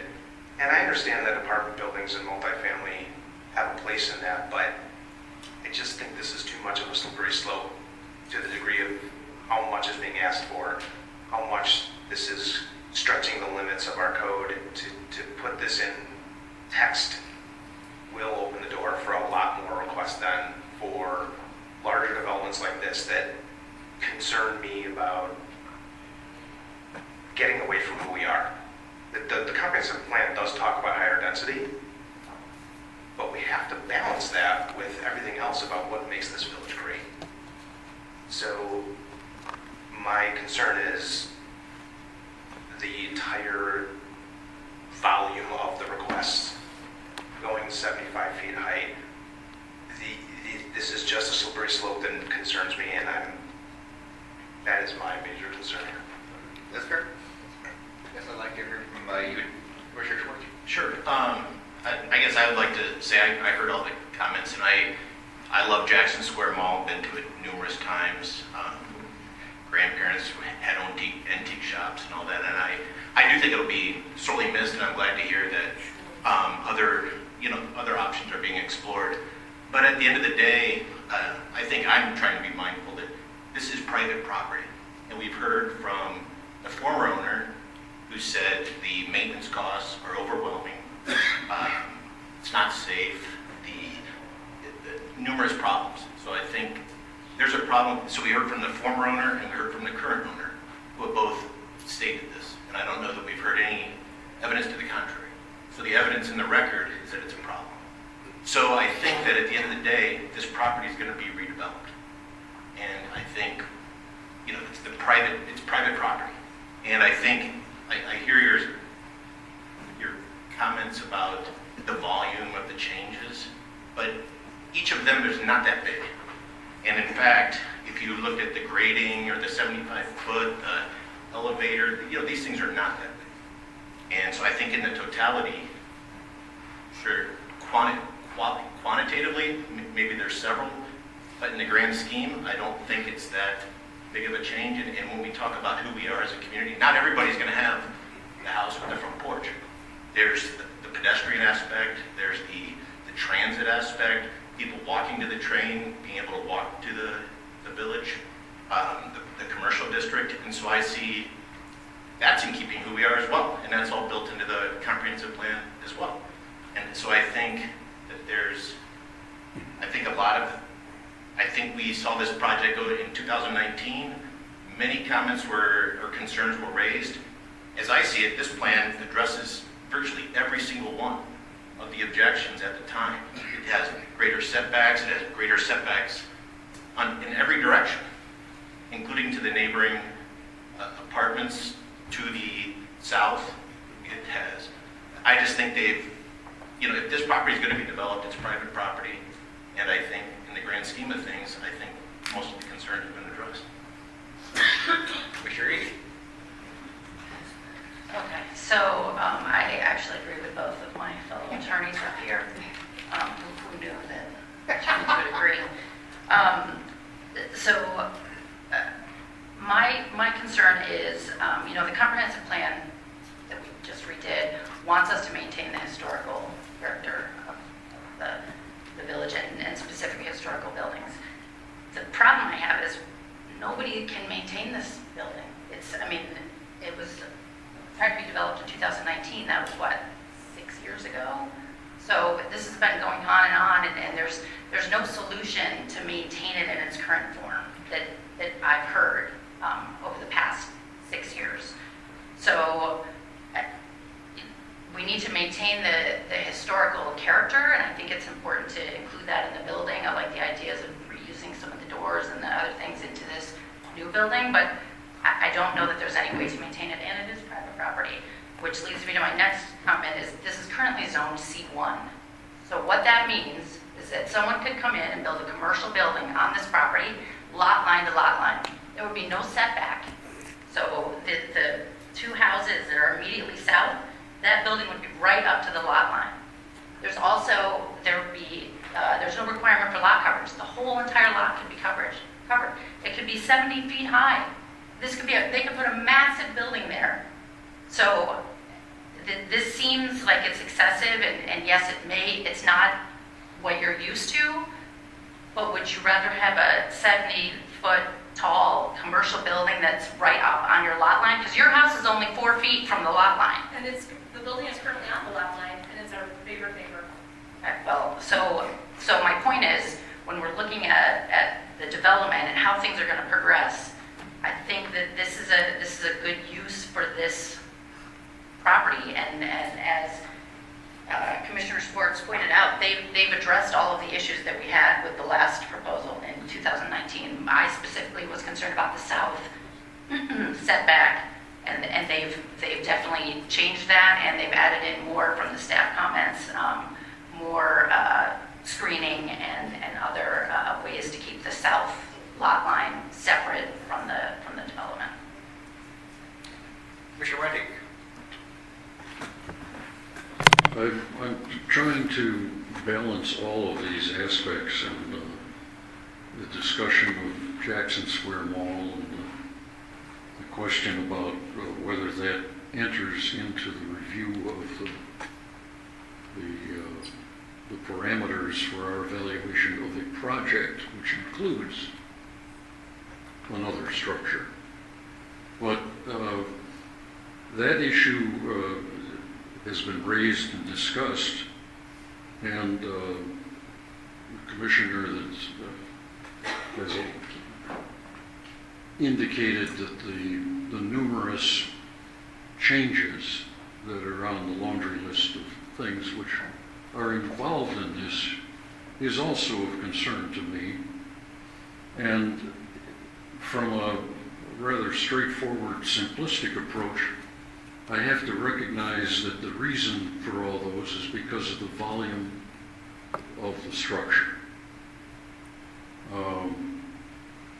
There are apartments proposed in this structure that have more floor space than my house.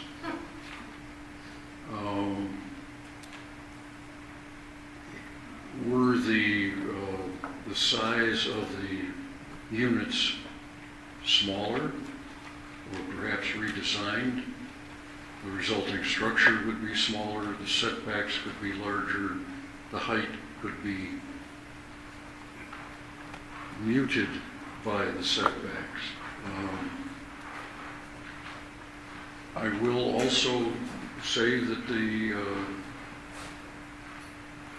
redesign that has been discussed with the village over time, and the presentation, it is an improvement over previous approaches. I'm still torn with the idea of a 300-foot long building. It's difficult at that mass. Well, that's probably the one thing that concerns me the most. Commissioner Roser. I think tonight we've heard a lot of really, really great commentary from the panel, from our spending a lot of time tonight to articulate their opinions. We've heard a lot of load for the building, but I haven't heard a lot of ideas. I think it was already brought up. There hasn't been a lot of ideas offered for a repurpose. We've heard how expensive it is to maintain, as mentioned. But what really struck me was when I heard the life safety components. When you're talking about code compliance and egress and emergencies. And right now we have someone willing to take a risk on the property who's working very well with the city, with the village, and addressing all of the comments in numerous iterations. I think it's an opportunity for everyone to benefit, working and addressing all the concerns the best that we can. But I think at the end of the day, it's an investment in the village, it's long-term thinking, and it really will address the life safety concerns that are only going to get worse if this building sits and no one takes an active role in repurposing it for an active use here for the village. So I think we're going in the right direction by taking an active role here. Mr. O'Connor. Yes, I agree with a lot of the comments so far. One thing I would say different is that I want to emphasize this. We're a very considerate community, LaGrange, and I think that my view is that the balconies that overlook the Robinsons' property, that troubles me. I think that's something that I know it's early stages with some of this, but I'd like to see that be addressed. And from a practical standpoint, who's going to want to buy a condo with a balcony overhanging somebody's house? And nobody wants that. So I think there's a way to help with that aspect. That's to me is one of the troubling parts of this. But that's something that it is private property, but we are a considerate community, and these are developers from LaGrange. I think there's a way to work this out. Would you, as we go down, would you want to put that in a condition that we? That'd be hard to put a covenant in. To at least review the plans to minimize. I don't really remember the picture of those balconies are directly that. Can you speak into the mic? I'm sorry. I don't really remember from the view whether those balconies are really right over their house or if it's facing 7th Avenue and it's angled over the house. I don't have it up there. And perhaps staff could rifle through that and tell me the answer to that. There's 2 sets of 4 directly in the back. And then 2 more that look into our house. There's back now there. They're not going to care about balcony. Right, yeah, back on the other side.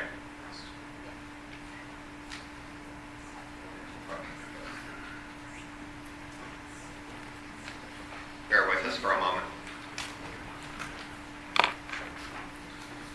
While staff is looking that up, is there any other items, conditions that we would consider putting on the exceptions?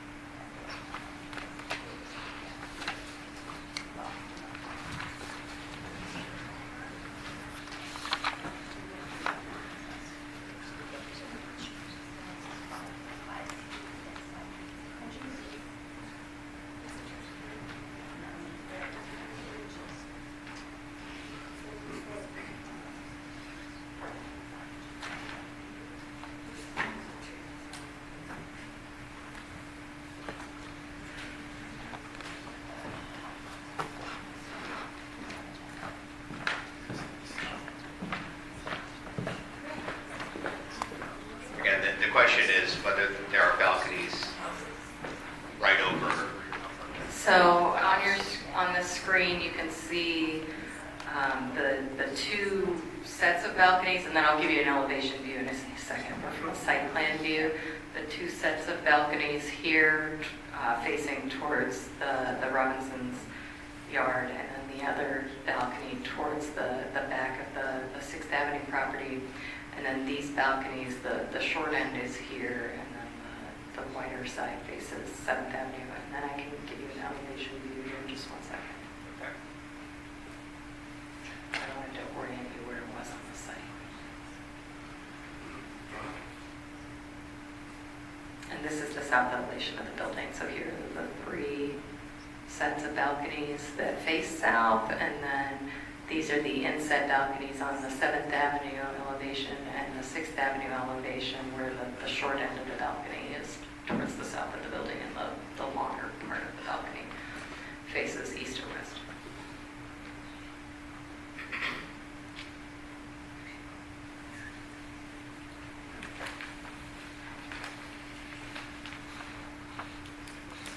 Yeah, does that give clarity to anyone?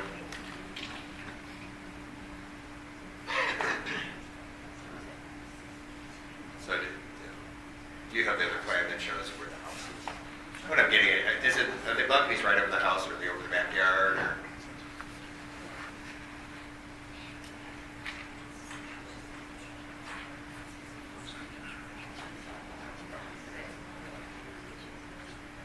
Can you see this one? So this is the 6th Avenue building. I'm moving my hand mouse thing here. Sure. There's one balcony. Okay. There's the 2nd balcony. There's the 3rd balcony. There's the approximate location of the Robinsons' home. That's the home structure, which means So the yard's just yard's behind. So the 3rd balcony is over. Right, it's north of their rear yard. So this is the 3rd balcony here.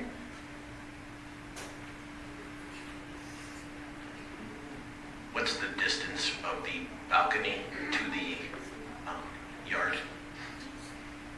We know, or is it just, I assume that alleyway? It's on here. It's just the computer's angry at me, I think.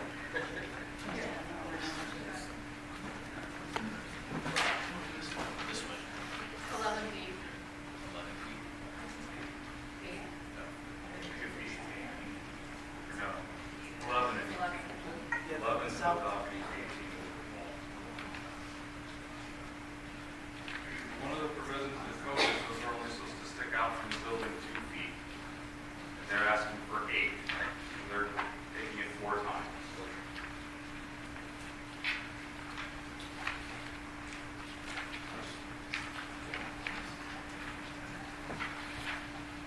Okay, I don't think we're going to get an answer in this quick. Looking at the staff packet, there's a 7.7. There's a 7.75 foot encroachment. The balconies are 7.75.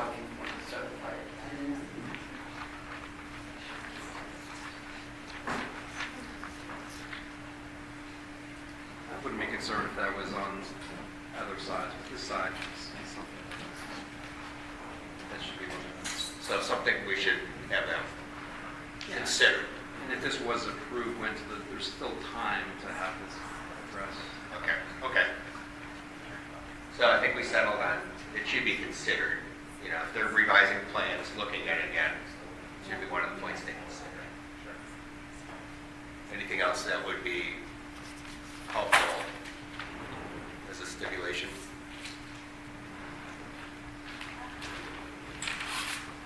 I'm a little concerned about the noise and the lights from the pickleball court.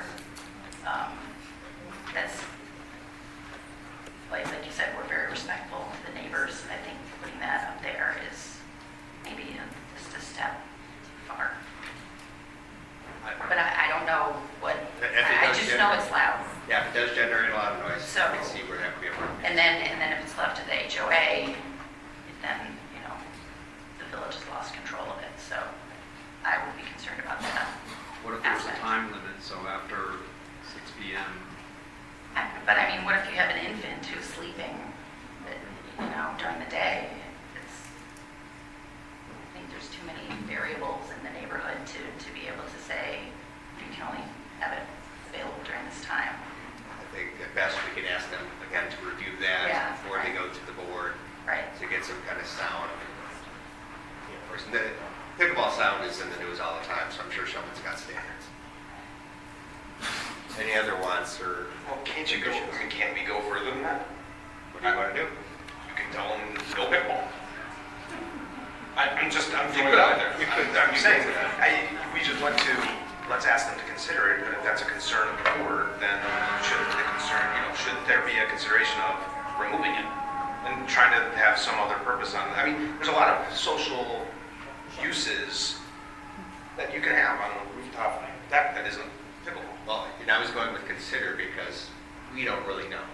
Like, to tell them you can't have pickleball based on what we just threw out there as it's allowed. I mean, I'm not sure that's the kind of conditions we're going to put. But we're doing plan review. And if we think that that's intrusive to the neighbors, why not? I guess I'm challenging that. If that's something that we think is a problem, I don't know why we couldn't say as part of the plan review that we don't agree that that should be approved. I see your point. You do agree. And I'm not saying I do. I'm probably the only person in this room that doesn't play pickleball, so I don't know the noise really that would or wouldn't be, because I'm not in it enough. I'm just saying, if people are voicing this concern, we can say that we don't want it. Jerry, I don't know that we have anything like this in the village. Are there regulations on what can be done on a rooftop? Yeah. So it's within the required yards, like it's set back, so it's not like something that's addressed in the zoning code as an encroachment in a required yard where like, if you have a tennis court or a basketball court, it has to be set back 5 feet from the property line or whatever with the rear yard. So it is a unique proposal, unlike other amenities that we might have. We have other rooftop amenities on other buildings in LaGrange, right? But this is the first one I'm aware of where there is a rooftop recreation amenity. How about this? How about we want to pickleball? Okay, if that's up to you. Fine, that's fine. And we were able to pull up the geometry plan from the engineering plan set. Attorney Schuster was kind enough to let me borrow his computer. So it's A1.5 is the plan, and the balconies that are on the south-facing balconies furthest to the east, 10 foot, 10.5 inches to the property line. So is it possible to shift the whole building further north? So that it's away from the south lot line? I know that affects the north side. Well, right, and I would defer to the architect to let me know how that might, if they were to do something like that, how that would impact the amount of window opening space they could have due to its proximity to Beck Canal. Ah, okay. Right. Okay. There is the possibility of having the balcony partially within the existing exterior wall. For those locations. To reduce the reveal outside of the building.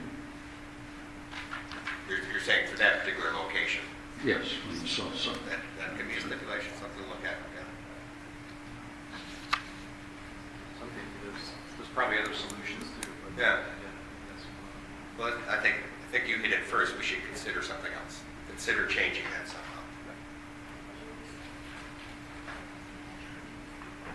Besides pickleball and the balconies overlooking the private properties, any more egregious items in here?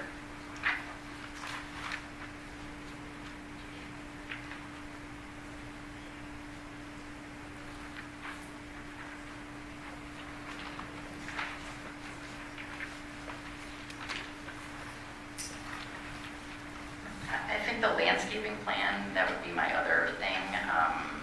Wasn't really talked about tonight, but I think it definitely needs to be robust, for lack of a better word, on the south side.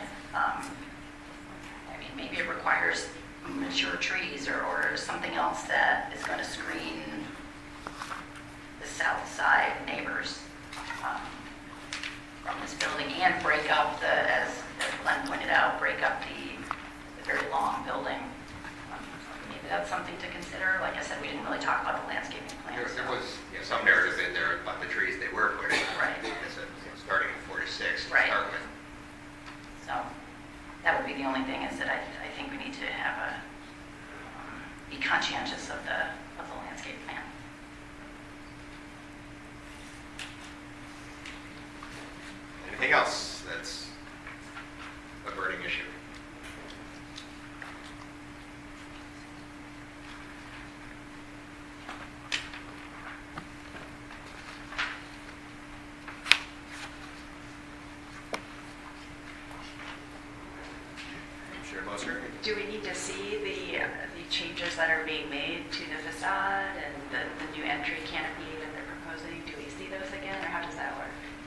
I think this, to me, whenever we pass a reasonable approximation of what's going on, and every other building that I've seen they put up, there are slight changes, and staff usually reviews it, because things happen, basically.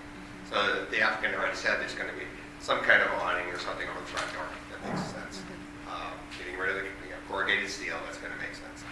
I don't think I need to see it, but maybe you want to say that we pass it by the design review committee.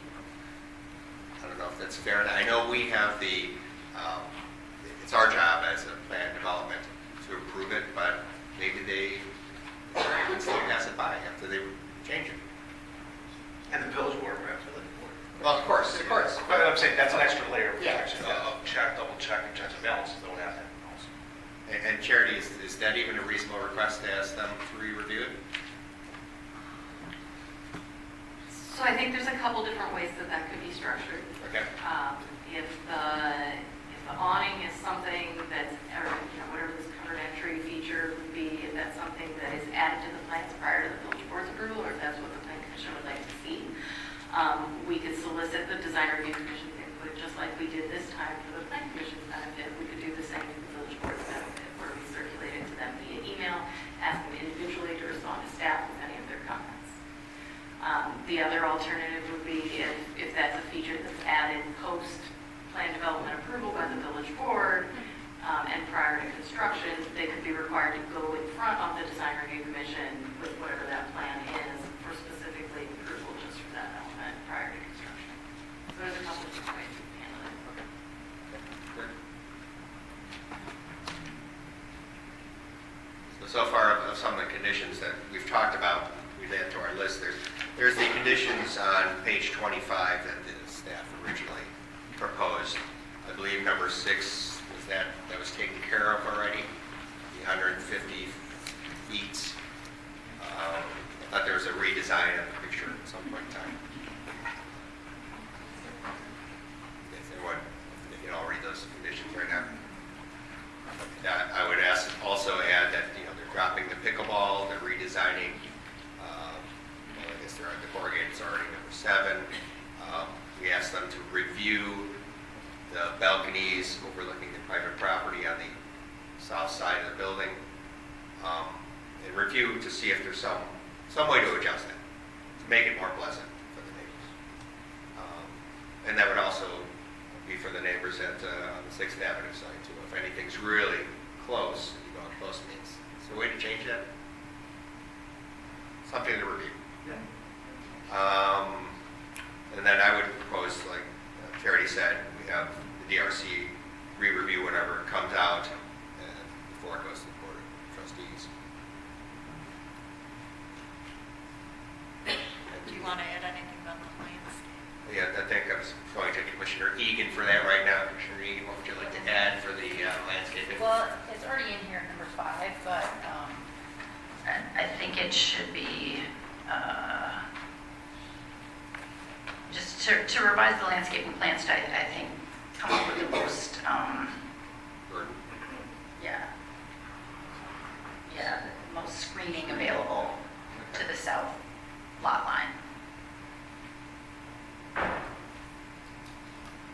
And what I'm making note of is that we did request additional or modifications to the plant material in that buffer area between the south lot line and the drive aisle. But that also we should require revisions to incorporate, to the extent possible, additional canopy trees to provide screening overhead for the right to the south property owners to the south. Yes.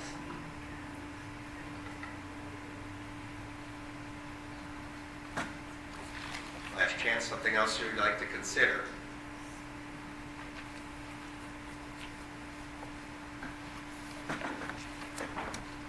If only to revisit my confusion at an earlier time regarding the brickwork in the space between the tiers of windows, which was discussed briefly, and I really find that to be a distinctly desirable thing for them to pursue.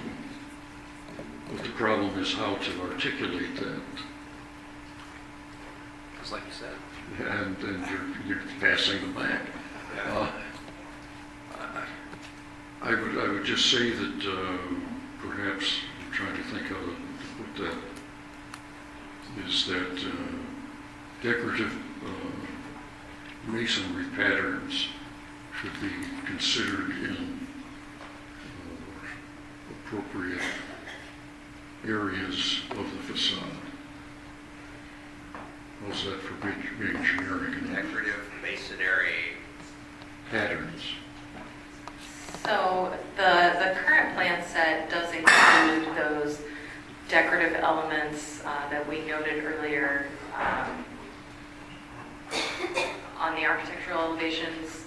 You recall there was an inset of what the decorative brickwork on the current building looked like, and then those elements do carry through in that space between the windows on the other elevations. So if there's additional decorative brickwork, or you would like them to explore the opportunity to add more, we can certainly have that added as a condition, but there is some element of that currently in the plan.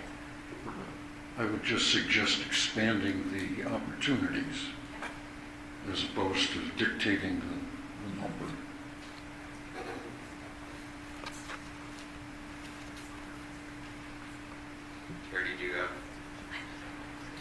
Charity, do you have the list of all the conditions? Could you please summarize them again? So the conditions, the 7 conditions noted in the staff memo. Additionally, adding to staff condition 5 with regard to the landscape plan, that the plan be modified to incorporate, to the extent possible, additional canopy trees near the southern property line for the benefit of the property owners to the south. The removal of the pickleball court. Evaluating the plans to the extent possible to reduce the protrusion of the balconies on the south elevation. Adding an awning or some other covered entry feature to the front entry, and soliciting the design review commission's input on that revised plan prior to the village board's approval. And then evaluating the plans to include expanded opportunities for decorative brickwork where possible.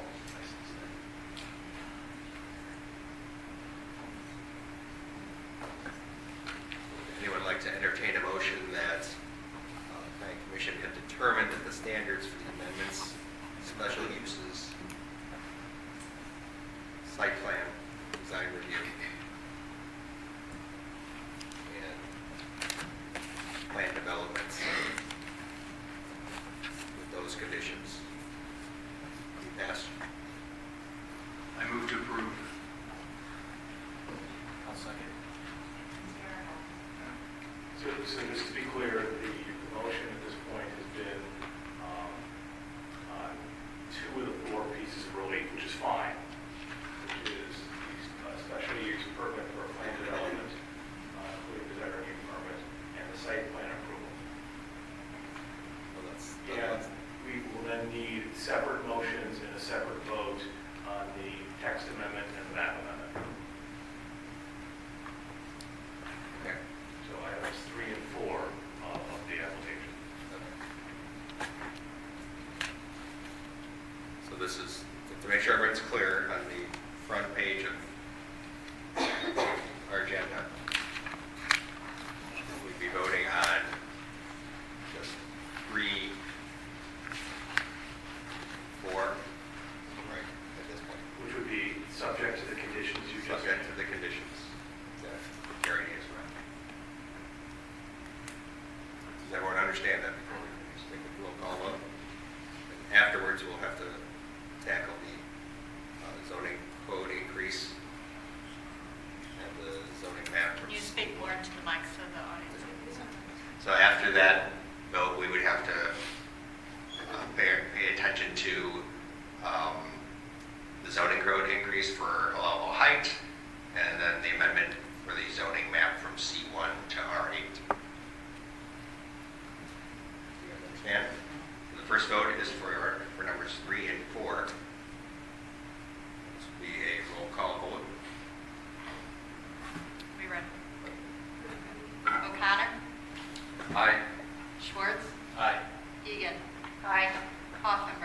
No. Mosier. Aye. Wenting.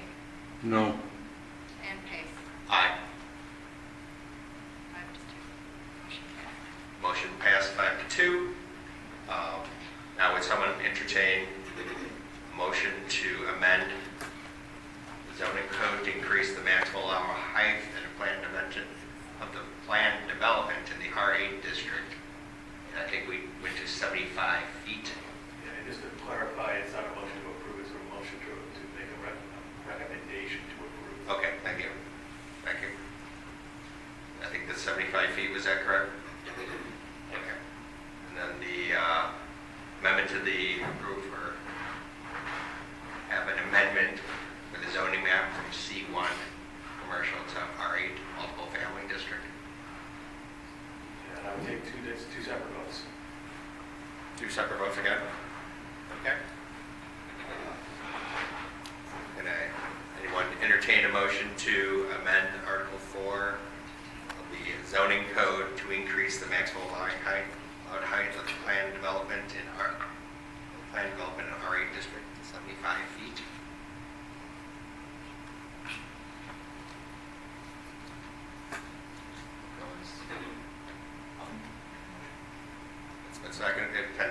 It has been moved that we amend the zoning code.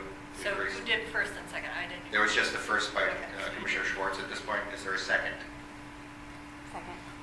Thank you. So moved and seconded to increase the height to 75 feet. Roll call vote, please. Schwartz. Aye. Mosier. Aye. Egan. Aye. Hoffenberg. No. O'Connor. Aye. Wenting. No. And Pace. Aye. Now I'd like to entertain a motion that we amend the zoning map from C1 Central Commercial to R. I'll move to amend the zone map. Just to clarify, a recommendation. Recommendation. Recommendation. It's been moved by Commissioner Egan. Is there a second? I second. Moved and seconded. Can we please have a roll call vote? Egan. Aye. O'Connor. Aye. Hoffenberg. No. Mosier. Aye. Schwartz. Aye. Wenting. No. And Pace. Aye. Motion passed. Thank you. Now, staff, if you can tell us the next steps in this process, please. Sure. So as we mentioned, the Plan Commission is a recommending body. There are several conditions on their recommendation of approval, which would require the applicant to revise their plans. So we don't have a specific date that this will go in front of the village board because it will depend on the timing of those plan revisions and getting those reviewed as appropriately by staff and the Design Review Commission prior to advancing to the village board. The village board packets are published on our website. We also are more than happy to answer any questions you may have about when it might be scheduled on the agenda.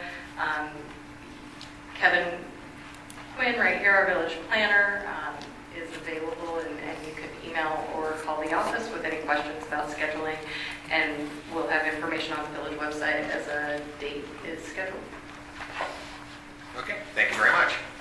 All right, so that was the end of that case. Is there any other additional discussion points?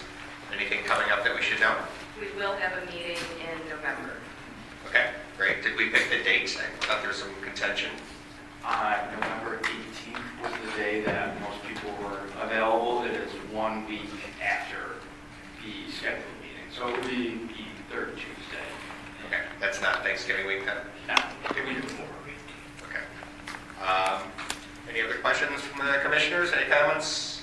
And I did just want to explain, there was an additional letter in your packets. One resident had sent in some thoughts and her perspective on the recent, I believe it was before my time, so I don't know the exact date, but the special use standards changing for the park district.